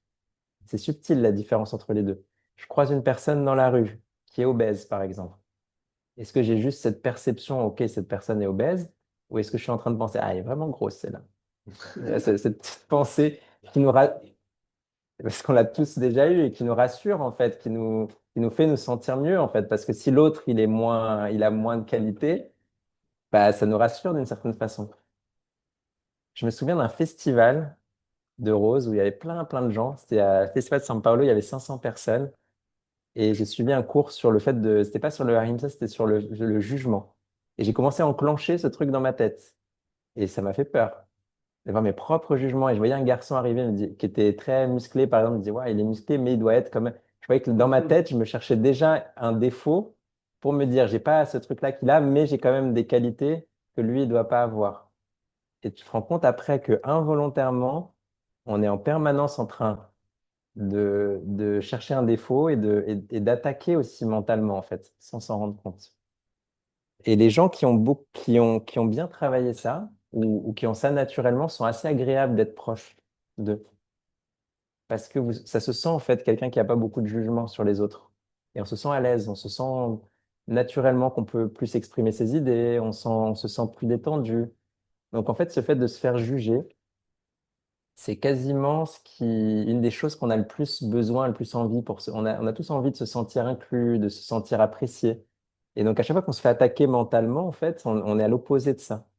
Et donc, il y a des gens, on a envie d'être proche d'eux, et je pense que c'est beaucoup lié à qu'est-ce qui se passe dans leur tête. Même si formellement, on va pas entendre leurs pensées, ça crée en fait des choses. Et je me dis, pour cette personne, justement, par exemple, qui est obèse, OK, il y a une personne qui a pensé un truc, c'est pas, on peut se dire, c'est pas si grave. Sauf que cette personne-là, dans notre société, cette pensée-là de gens autour d'elle, elle l'a peut-être 100 fois par jour. 100 fois des gens la croisent, la voient et ont cette petite agression mentale. Et c'est ça qui fait qu'au-delà de la question du surpoids qui a un impact au niveau de santé, en général, psychologiquement, c'est extrêmement difficile. Et de se sentir bien, de se sentir en confiance, de se sentir inclus.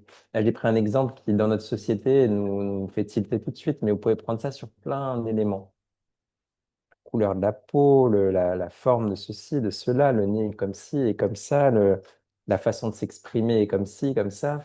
On a mille raisons en fait d'attaquer les autres autour de soi pour se sentir mieux. Et donc là, on a un point vraiment très intéressant. D'autant plus que dans notre pratique, on parle à nouveau d'augmenter nos niveaux de perception jusqu'à percevoir les choses plus subtiles. Dans le pranayama, vous avez été plusieurs à demander, ah, mais il y a un moment où on va commencer à percevoir le prana, on va commencer à sentir des choses plus subtiles.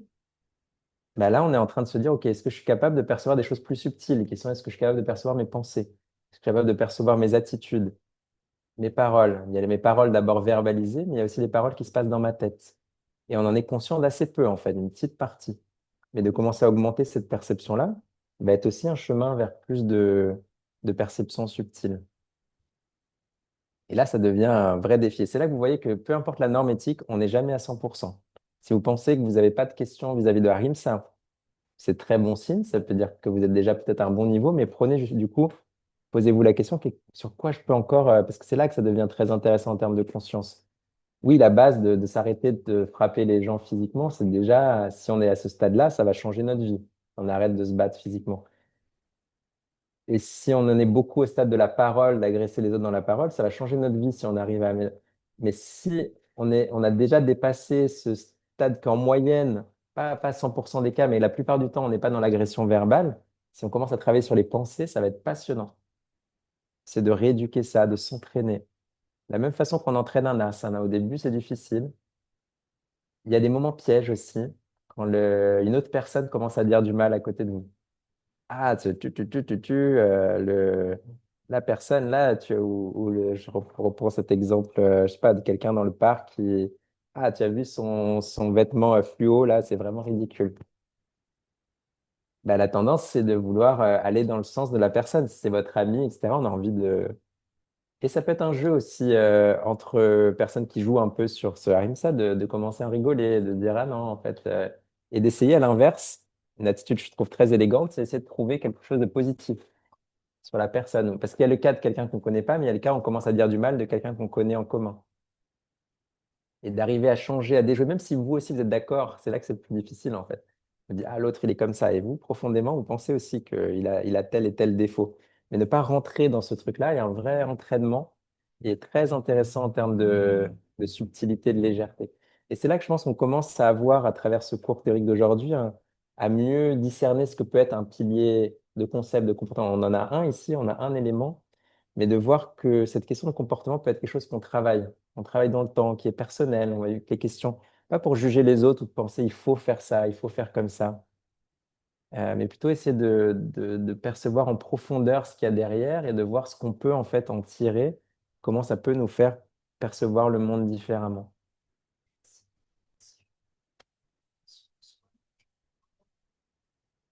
Penser ça, je pense que c'est présent. Après, ça dépend des gens, mais tout le monde, c'est très présent quand on juge les autres, mais quand on juge soi-même aussi beaucoup. Et quand on fait facilement part du jugement ou de l'évaluation dans une agression de soi-même. Mhm. Pas très juste. Mais par rapport à ça, par exemple, moi, dans ma personnalité, s'il y a quelqu'un qui m'a énervé ou qui m'a agacé, j'ai instantanément. Non, mais j'ai besoin d'extérioriser beaucoup. Donc, j'ai des amis où j'envoie un message, bon, j'ai besoin d'extérioriser et j'ai besoin de sortir ce qui s'est passé, ce qui m'a énervé. Mais du coup, à ce moment-là, enfin, c'est une sorte d'agression envers la personne, même si c'est pas directement. Et par exemple, enfin, un cliché au travail, c'est quelque chose qui peut arriver assez régulièrement. Et du coup, je me demande comment on est censé gérer ce genre de moment où la personne m'a énervé, a fait quelque chose de pas cool. Mais comment je fais aussi pour que, ok, je l'extériorise, mais pour que je sois pas forcément en boucle dessus ou que j'arrive à aussi passer outre pour pas que ça me... C'est exactement ce que tu as posé ici, ne pas être en boucle dessus. C'est très différent de l'extérioriser et de chercher une confirmation et d'en reparler, d'en re-reparler. Ah, tu sais pas ce qui m'est arrivé, il m'est arrivé ça, il m'est arrivé ce truc. Et il est vraiment méchant. Et des gens qui se plaignent toute la journée de leur chef, par exemple. Et donc, ils vivent là-dedans. Ils vivent dans cette réalité-là. Et là, ça devient une agression aussi vis-à-vis de toi-même, une agression de l'autre, une agression de toi, une agression de tous les gens que tu vois, ils n'auront plus envie de sortir avec toi parce qu'ils savent que Maëve, à chaque fois qu'on la voit, elle nous plombe l'ambiance. Là, on est dans quelque chose. À l'inverse, à l'inverse, si tes amis, justement, ils savent que bah voilà, vous rendez service, vous soutenez l'une l'autre, ok, il y a ce moment difficile, elle va partager ce moment difficile. Et c'est la façon aussi, c'est l'émotion qu'on met dedans qui va faire une grande différence. Parler de soi, ah, je me suis sentie comme ça dans cette situation, ou de parler de l'autre. Ah, l'autre était vraiment débile et l'autre est vraiment comme ça. Moi, j'essaie souvent dans des situations comme ça de plus quand je partage, par exemple, parce que oui, parfois c'est super important de partager. Et même moi, je sais que je suis quelqu'un qui garde plutôt pour soi, qui n'est pas forcément toujours dans le partage. Mais je sais que c'est très important aussi d'extérioriser, mais du coup de plus parler de ah, ça m'a vraiment fait sentir de telle manière et ça touche telle chose. Je sais pas, mais au lieu de dire ah, mais lui, il a fait tel et tel truc, il est vraiment un connard et non, non, non. Je sais pas. Mais par exemple, là c'est un exemple très précis, mais par exemple, dernièrement, il y a quelqu'un au travail qui m'a beaucoup énervée, qui a été Vas-y, qui a balance. été pas cool, et aujourd'hui, je sais pas comment gérer cette situation parce que pour l'instant, depuis 2 semaines, je le calcule plus. J'ai décidé qu'il m'avait agacé, je sais pas comment gérer la situation. Je lui parle pas, j'ai pas envie de travailler avec lui. Enfin, pour l'instant, je vais pas travailler avec lui, mais du coup, enfin, je sais très bien que c'est pas très sain ou une situation qui peut durer dans le temps. Mais juste, il m'a agacé, je lui en veux. Mais du coup, je sais pas comment passer outre, par exemple. Une chose intéressante serait, allons boire un café ensemble. Ça demande de la maturité, ça va développer avec le temps. Pour pas que tu gardes ça pour toi, en fait. Parce que même si tu vas pas travailler avec lui directement, tu as gardé ce truc-là, ça a un impact sur toi que tu souhaites pas forcément. Et peut-être le temps investi de 1 heure d'un café ou de 30 minutes va peut-être te faire beaucoup de bien. Tu fais pas forcément pour l'autre, mais pour toi. Il y a des gens qui ne méritent pas qu'on aille boire un café avec eux, mais c'est pas forcément pour lui. C'est pour toi la satisfaction d'avoir dominé la situation et d'avoir géré et que toi tu sois là et ça va te donner aussi ça va renforcer ton game, ton jeu vraiment de capacité parce que ce même truc va t'arriver des centaines de fois. Et la capacité d'aller prendre la personne et dire viens, on va discuter. Celui qui est capable de faire ça, de l'initier et de bien le gérer, de pas être dans un reproche, me dire voilà, je me suis pas senti à l'aise. On- j'ai des ateliers entiers sur la gestion des conflits où on rentre vraiment profondément en détail des jeux là-dessus là-dessus. Mais le premier truc là dans ce que tu décris, on a un point où je pense que ça peut se résoudre très vite, très facilement. Il y a d'autres points où on est à d'autres niveaux de conflit où là il y a vraiment un antagoniste très fort, on déteste la personne et on n'a pas envie et le fait d'aller boire un café va être contre-productif. Mais si tu en es encore à un stade où tu es mécontente, mais il y a encore un lien possible, j'essaierai ça, un truc peut-être 30 minutes ou peut-être même 5 minutes. Mais dire, voilà, j'ai envie de te parler, me suis pas senti bien avec ça. J'ai pas forcément envie qu'on en parle beaucoup plus, mais ça m'a mis en difficulté. J'espère que ça va pas se reproduire et on passe à autre chose. J'ai une façon de prendre le lead dessus et d'être aux commandes, indépendamment du niveau hiérarchique. Parce qu'après, creuser vraiment la question, ce serait quel est son niveau hiérarchique, quel lien, parce que ça va être différent la façon de gérer s'il est au même niveau, s'il est en dessous, s'il est au-dessus. Hiérarchiquement, les possibilités qu'on a sont un peu différentes. Mais l'apprentissage humain de la situation, ce serait d'apprendre à exprimer, pas garder pour toi, pas passer tout aux copines seulement, et d'arriver à en faire quelque chose aussi, si possible, si on a la possibilité avec lui. Tu vas te sentir beaucoup plus empowered si tu es capable de faire ça. Mais si tu veux en discuter, si vraiment te met en difficulté ce truc-là, on peut en discuter et aller vraiment. Il y a beaucoup de cas où des entreprises m'appelaient pour la gestion de conflits, où j'allais juste pour ça. Pas très sympa en général. Mais je me suis rendu compte que c'est toujours les mêmes choses qui se passent. Ça change les noms, ça change l'environnement, mais il se passe toujours les mêmes choses pour les mêmes raisons, avec les mêmes chemins pour arriver jusqu'au conflit. Donc c'est très, très intéressant de travailler dessus. Alors, dernière phrase ici qui rejoint pas mal de choses que je vous ai dit ici, c'est permettre qu'une agression soit perpétrée alors que l'on était en mesure de l'empêcher, c'est se rendre complice de cet acte. On achète au niveau de la loi. Permettre qu'une agression soit perpétrée alors que l'on était en mesure de l'empêcher, c'est se rendre complice de cet acte. Parce que c'est très facile de se dire, OK, il y a quelqu'un dans le métro qui a agressé, ça ne me concerne pas. Mais si j'étais en mesure, ça ne veut pas dire que j'étais en mesure. Je peux avoir quelqu'un qui a agressé et que moi, si je vais le défendre, je vais me mettre en danger. Là, c'est autre chose. Le perpétrer, c'est de le soit réalisé. Permettre qu'une agression soit réalisée, Perpétuellement. perpétrée, c'est qu'elle soit réalisée, qu'elle soit faite. Ah, ok. Top. Permettre qu'une agression soit réalisée, soit faite, alors que j'étais en mesure de l'empêcher, pouvait l'empêcher. Et là, vous avez l'exemple vraiment physique. Est-ce que je suis en capacité, si je suis plus fort que l'agresseur et que je vois quelqu'un qui agresse une personne âgée et que moi je fais rien, j'ai la responsabilité de ça, si je suis en mesure de l'arrêter. Et un autre exemple de ça, c'est mon ami qui me dit, ah oui, Carolina, elle a des lunettes qui sont pas jolies. Et si je dis rien, je laisse ça, bah là, j'ai acquiescé, j'ai accepté le truc et je porte aussi ce beau commentaire que la personne a fait. Et il dit non, mais j'adore moi les lunettes de Carolina. Et là, là, j'avais la possibilité de changer quelque chose. Et cette agression qui aurait pu être envoyée, ensemble, on a trouvé une autre façon qu'elle ne soit pas posée. Une situation de concept et de plutôt dire ah moi j'adore les lunettes de Wanda, de dire ah bah c'est pas très cool de dire ça. Ça dépend avec qui, comment, est-ce que tu es en groupe, est-ce que tu es avec ta meilleure amie, est-ce que tu es quelqu'un de est-ce qu'il y a quelqu'un de réceptif, est-ce qu'il y a quelqu'un qui va t'en vouloir si tu es pas. Parce qu'il y a des gens, ils vont te dire tu me soutiens pas. J'ai déjà entendu ça quand une personne me dit du mal d'une autre personne, parce que j'entraîne ça, moi j'aime bien ce genre de réflexion. J'entraîne ça, enfin pas tout le temps, mais sur certaines périodes, j'ai vraiment entraîné et ça m'est déjà arrivé d'avoir ah mais cette personne elle est. Et je dis, non, mais peut-être, comme ci, comme ça, mais elle a aussi ses raisons, etc. Elle me dit, mais tu me soutiens pas.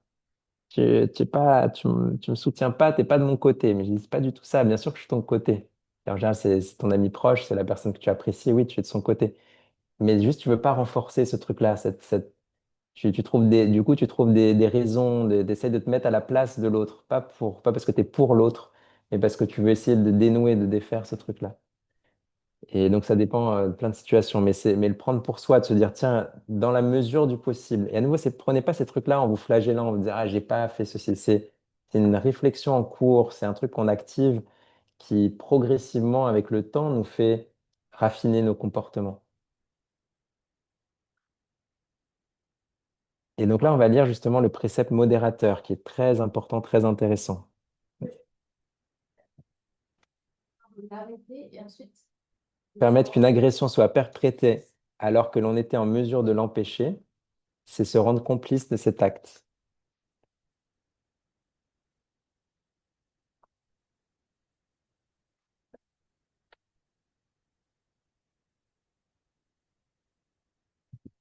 Précepte modérateur, l'observation de Ahimsa, de la non-agression, ne doit pas induire à la passivité.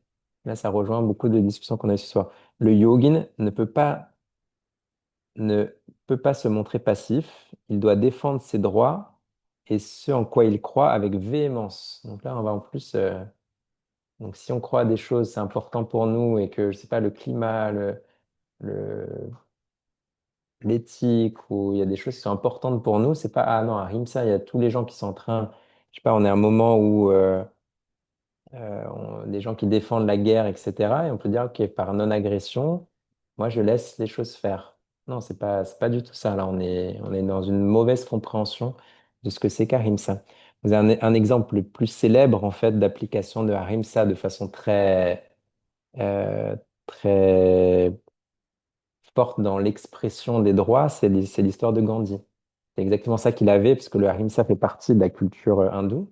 Il avait ce principe, c'est-à-dire, il voulait faire une révolution et donner l'indépendance à l'Inde, mais il voulait le faire de façon pacifique.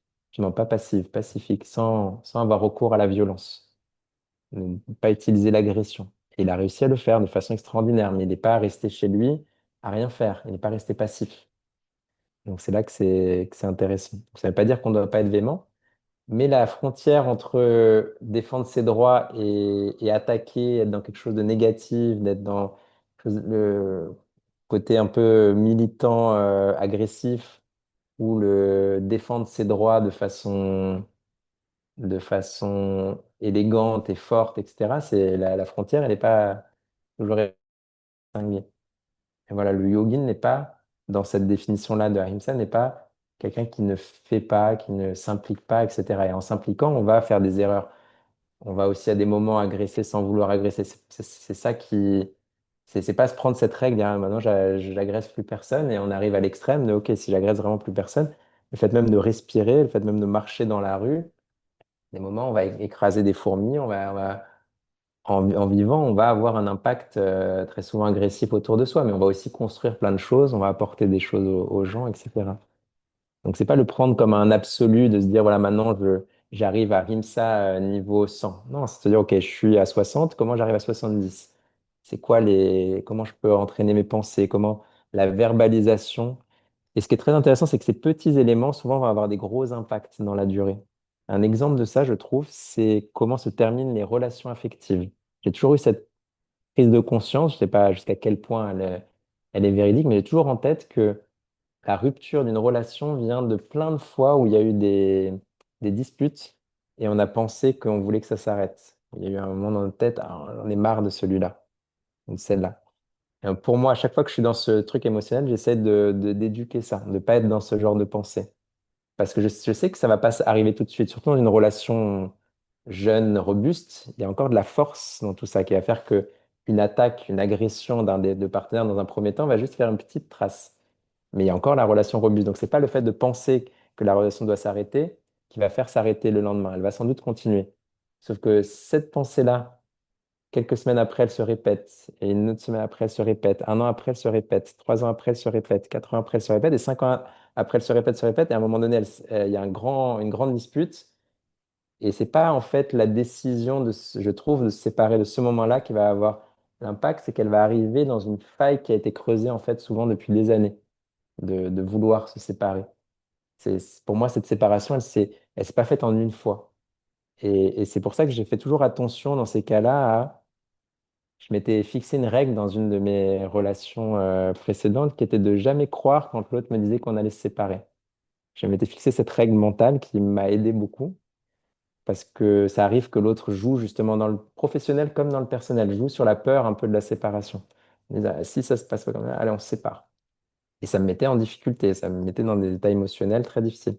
Et je m'étais posé comme règle interne de dire, OK, tant que ça arrive pas, j'y crois pas.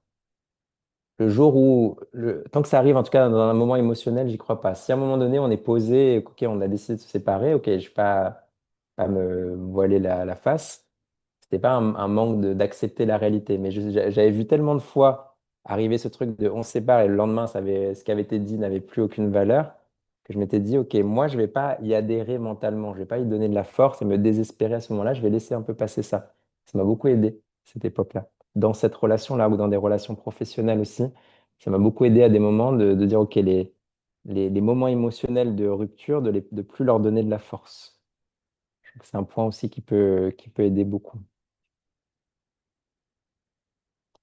Là, on a dépassé un peu notre horaire, donc je vais juste vous amener les derniers éléments. Il y a un élément que je trouve intéressant quand j'avais suivi des cours sur Rimsa par d'autres professeurs. Il y avait un professeur qui s'appelle Rogelio Branche qui avait posé un point que j'avais trouvé très intéressant. Il nous avait dit, regardez la différence entre une règle et un principe. Par exemple, le fait de ne pas dépasser 80 km/h ou de pas dépasser, je passe combien on est actuellement sur l'autoroute, si on est à 130 ou à 110 maintenant, à 120, 130 encore. En Allemagne, mais c'est très intéressant qu'en Allemagne, vous avez pas de limitation sur les autoroutes, non? Mais vous avez le principe, vous n'avez pas la règle, parce que c'est considéré qu'il y a aussi une conscience. Il y a d'autres débats en Allemagne, mais c'est considéré qu'il y a une conscience qui fait que les gens vont faire attention à ce qui se passe. Nous, en France, on a intérêt à nous mettre une règle, sinon. Mais le principe derrière, ça, c'est la règle de pas dépasser 130 km/h. Mais pourquoi? Quel est le principe derrière, selon vous? Pourquoi est-ce que on met cette règle de ne pas dépasser 130 km/h? C'est juste pour nous embêter. Ouais, éviter les risques. Très bien. Les risques, c'est quoi? Les accidents. Donc le principe derrière, c'est éviter les accidents. La règle, c'est ne pas. Donc c'est deux choses différentes. Il y a la règle qui est posée pour nous aider à respecter un principe. Et là, en Allemagne, par exemple, ils n'ont pas cette règle-là, mais c'est supposé que les gens ont intégré le principe, qu'on va éviter les accidents.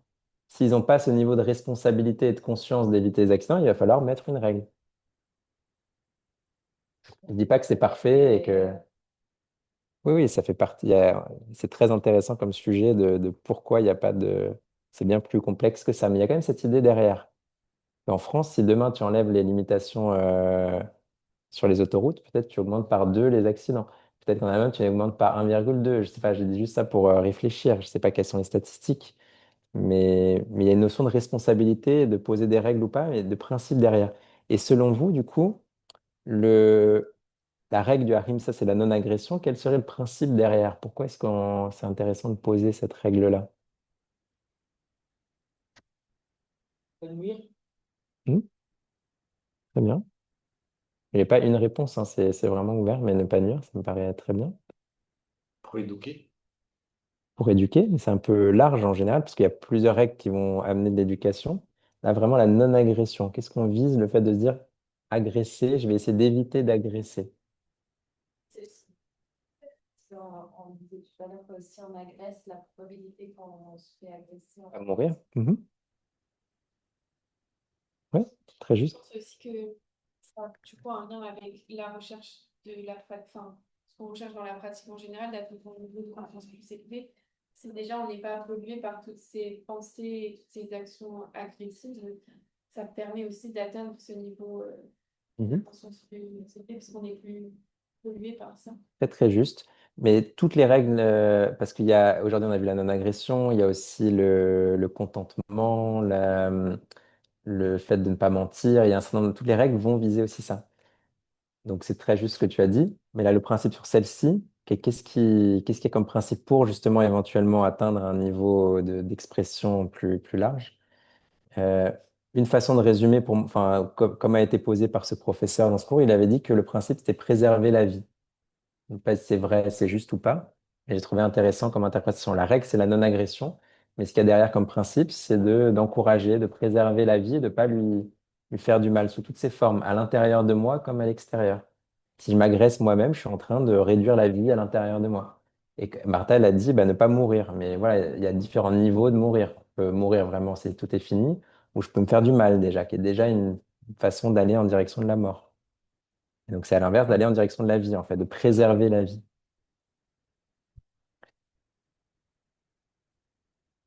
Très bien. Donc, je vais vous donner maintenant un petit défi. Donc, notre défi de cette semaine jusqu'à la semaine prochaine, ça va être de noter combien on fait d'agressions dans la journée. C'est absolument pas une chose à comparer les uns avec les autres parce que le fait d'être conscient déjà de nos agressions est déjà un bon signe. Donc, c'est pas le fait si vous en avez perçu 10 dans la journée, à soi-même, ça compte aussi. À chaque fois que vous avez pensé, je suis pas suffisamment ceci, cela, je devrais. Si vous arrivez à le capter, parce qu'à nouveau, il y a énormément d'agressions qu'on se fait ou qu'on fait aux autres sans s'en rendre compte. Donc le fait que vous marquiez 10 dans la journée n'est pas un mauvais signe en soi. C'est que vous êtes peut-être beaucoup plus observé déjà. C'est proportionnel à votre niveau d'observation. Mais c'est juste un jeu pour commencer à enclencher ça et que pendant toute la semaine, on observe. On va voir aussi, comme il y a plusieurs personnes qui vont nous suivre en vidéo, s'ils arrivent à nous rattraper, si on fera peut-être quelques jours de plus. Et on va déjà l'enclencher puisqu'on l'a vu ensemble à partir de ce soir. Et on continue jusqu'à la semaine prochaine et on verra si on rajoute quelques jours aussi en plus pour avoir vraiment le temps de le vivre. Et ma suggestion, j'ai fait un petit twist, un petit pot en plus là pour nous embêter sur ce jeu. C'est de dire que à chaque fois qu'on fait une agression, on doit faire 3 pompes pour essayer de... Si on peut le faire sur le moment, si on peut le faire sur le moment, si on peut le faire sur le moment, on va le faire sur le moment. Si on le doit à nous-mêmes, on le fera en fin de journée. Et si vous êtes au travail et que vous avez fait...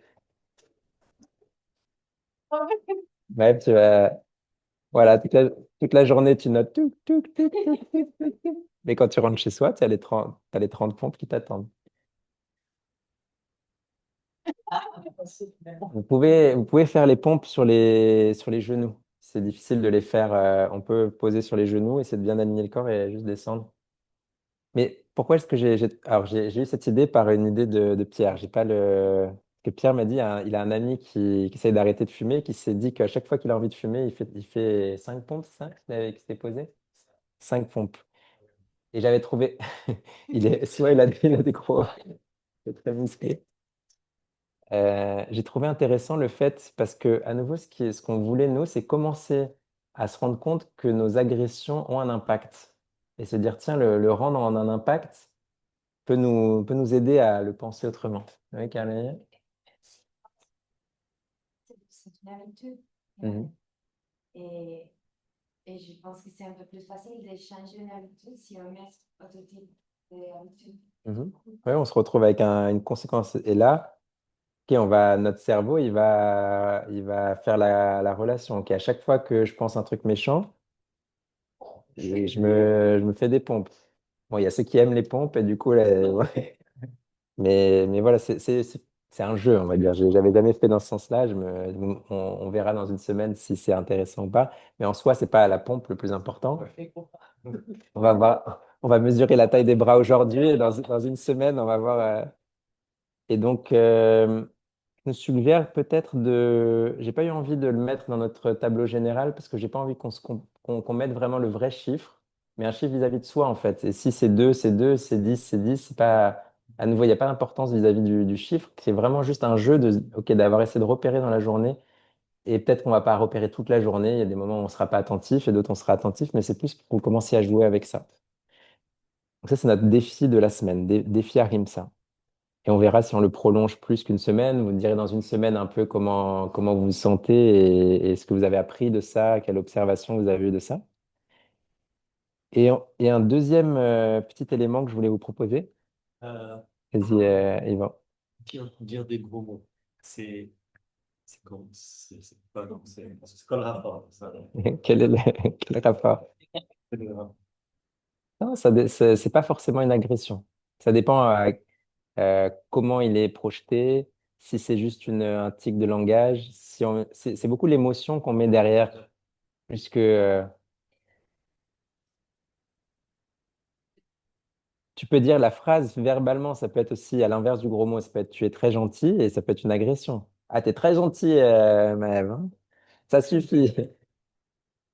Ça peut être le t'es très gentil, dans la phrase, il peut avoir l'air que c'est un C'est truc. vraiment l'intention, voilà. Donc, si je dis, je sais pas, en portugais, par exemple, ils aiment bien dire comment? Trop bien. Ça, c'est pas super. Celui-là, tu peux le mettre en. Celui-là, tu peux le mettre. Parce que viado, littéralement, c'est contre les gays. C'est une expression du courant. Celui-là, tu peux le mettre comme agression pour la conscience, justement, de ce que ça Mais amène dedans. entre les amis, souvent entre les mecs, Oui, c'est on des dit jeux entre les mecs. trop bien. Mais Mais, il n'y mais a c'est une. aucune intention de. Profite. Éduque ça. C'est Ouais, un bon truc. Pompe. On va l'inclure dans les pompes, celui-là. c'est comme ça. Mais il y a le truc, par exemple, au Brésilien, filho da puta, par exemple. Fils de pute, ils disent au Brésil, par exemple. Hijo de puta en espagnol. Ça dépend, vous pouvez choisir. Ça dépend si vous avez d'autres choses à traiter en premier. Travaillez les choses. Travaillez, voilà, travaillez les choses que. Voilà, et ça dépend. Et si tu le dis vraiment à quelqu'un, là, tu. Ouais, et putain. Putain, c'est pareil, ça peut être en français, il peut y avoir aucun impact. Et Ouais. c'est pas devenir extrémiste sur aucun de ces sujets-là, c'est plus une conscience, une réflexion pour vous. Pour tous les sujets, vous choisissez vous-même si vous comptez ou pas. C'est à vous de voir est-ce que ça vous parle, est-ce que ça vous parle pas, est-ce que vous avez envie d'améliorer ça ou ça. Et dernier truc que je vous donne, pour là, on aura peut-être 2 semaines pour le faire, on va voir un peu le temps que vous voulez, c'est vous proposer de faire un mini, j'ai pas envie de l'appeler exposé parce que je veux pas que vous le preniez pour quelque chose de scolaire, un mini-jeu en fait sur le sujet ou d'amener le sujet. Je vais vous donner plusieurs thèmes possibles et que vous mettiez par deux pour essayer de réfléchir sur ce thème-là. Et après l'exposer au groupe entre 2 minutes et 5 minutes. Et les sujets que j'ai proposés sont les suivants. Premier sujet, et je vous les partagerai dans le groupe aussi. Premier sujet, c'est l'agression mentale est-elle importante? Entre parenthèses, par les pensées. Est-ce qu'elle est importante? Quelle importance elle a? Donc, on a pas mal discuté aujourd'hui, mais l'idée, c'est que vous preniez à deux ce thème-là et dire, ah, tiens, on va peut-être creuser un point là-dessus. On va réfléchir sur un point qui nous parle. On va prendre un cas précis qui est complexe sur ce sujet-là. Je vous ai donné ça plus pour vous aider en fait à réfléchir, mais pas pour. Vous pouvez aussi prendre un thème libre sur la non-agression si vous préférez. Vous joignez à deux et vous. Deuxième sujet que j'ai mis, c'est les micro-agressions qui s'accumulent dans le temps. Un thème. Qu'est-ce qu'on peut dire là-dessus? Qui semblent des mini-agressions, mais elles s'accumulent dans le temps. Troisième sujet, certaines agressions sont nécessaires pour l'interrogation. Et là, ça touche toutes nos discussions de, OK, là, je devais quand même faire quelque chose. Et le dernier thème, agression, méditation et évolution. Comment est-ce qu'on peut connecter tous ces sujets? On a commencé aussi à le connecter beaucoup ensemble. Donc, je vous ai proposé 4 sujets ici. L'idée ici, c'est uniquement si vous voulez. Cet exercice, il est totalement optionnel. Vous n'êtes pas obligé de vous mettre par équipe de deux. C'est uniquement si vous avez envie, sur ce sujet-là, vous parle, vous avez envie de le creuser, vous créez des équipes de deux. Pour le faire, ma suggestion, c'est que dans ces équipes de deux, vous ne vous mettiez pas avec une personne que vous voyez déjà tout le temps. Ça peut être avec n'importe qui dans le groupe, mais pas avec une personne que vous voyez déjà tout le temps. Comme il y a certains vont le faire en vidéo, je mettrai ça dans le chat, peut-être demain, on s'écrit dans le chat. Et si vous voulez écrire, ah, tu as envie de le faire avec moi, tu as envie de le faire avec moi. Et si jamais vous êtes trois au lieu d'être deux, vous pouvez le faire à trois. Si vous, tout seul, vous avez envie de réfléchir sur un sujet, vous pouvez aussi. Mais la suggestion, elle se faire à deux pour réfléchir sur le sujet.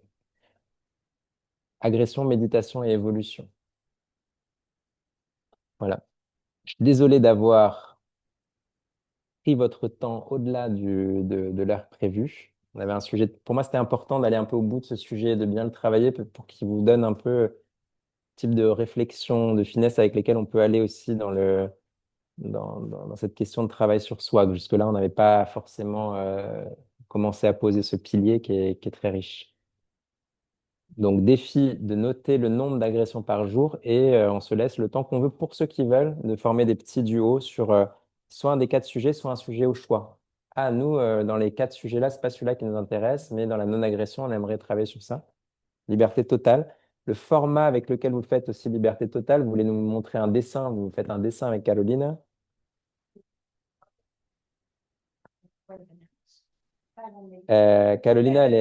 Carolina, normalement c'est entre élèves, les choix. Mais si vous voulez de l'aide pour faire un dessin, vous pouvez demander à Carolina. Vous faire tatouer Harim ça sur le bras. Et donc voilà, vous pouvez faire un jeu, vous pouvez nous faire jouer à quelque chose comme vous voulez. Vous pouvez faire ce que vous voulez en de 2 à 5 minutes. Tu as écrit à la Jam, stylo? Très bien. C'est pas à la Jazz. Ça a touché. Très bien. Du coup, bonne soirée ou bonne journée à ceux qui nous ont suivis en vidéo. À très bientôt.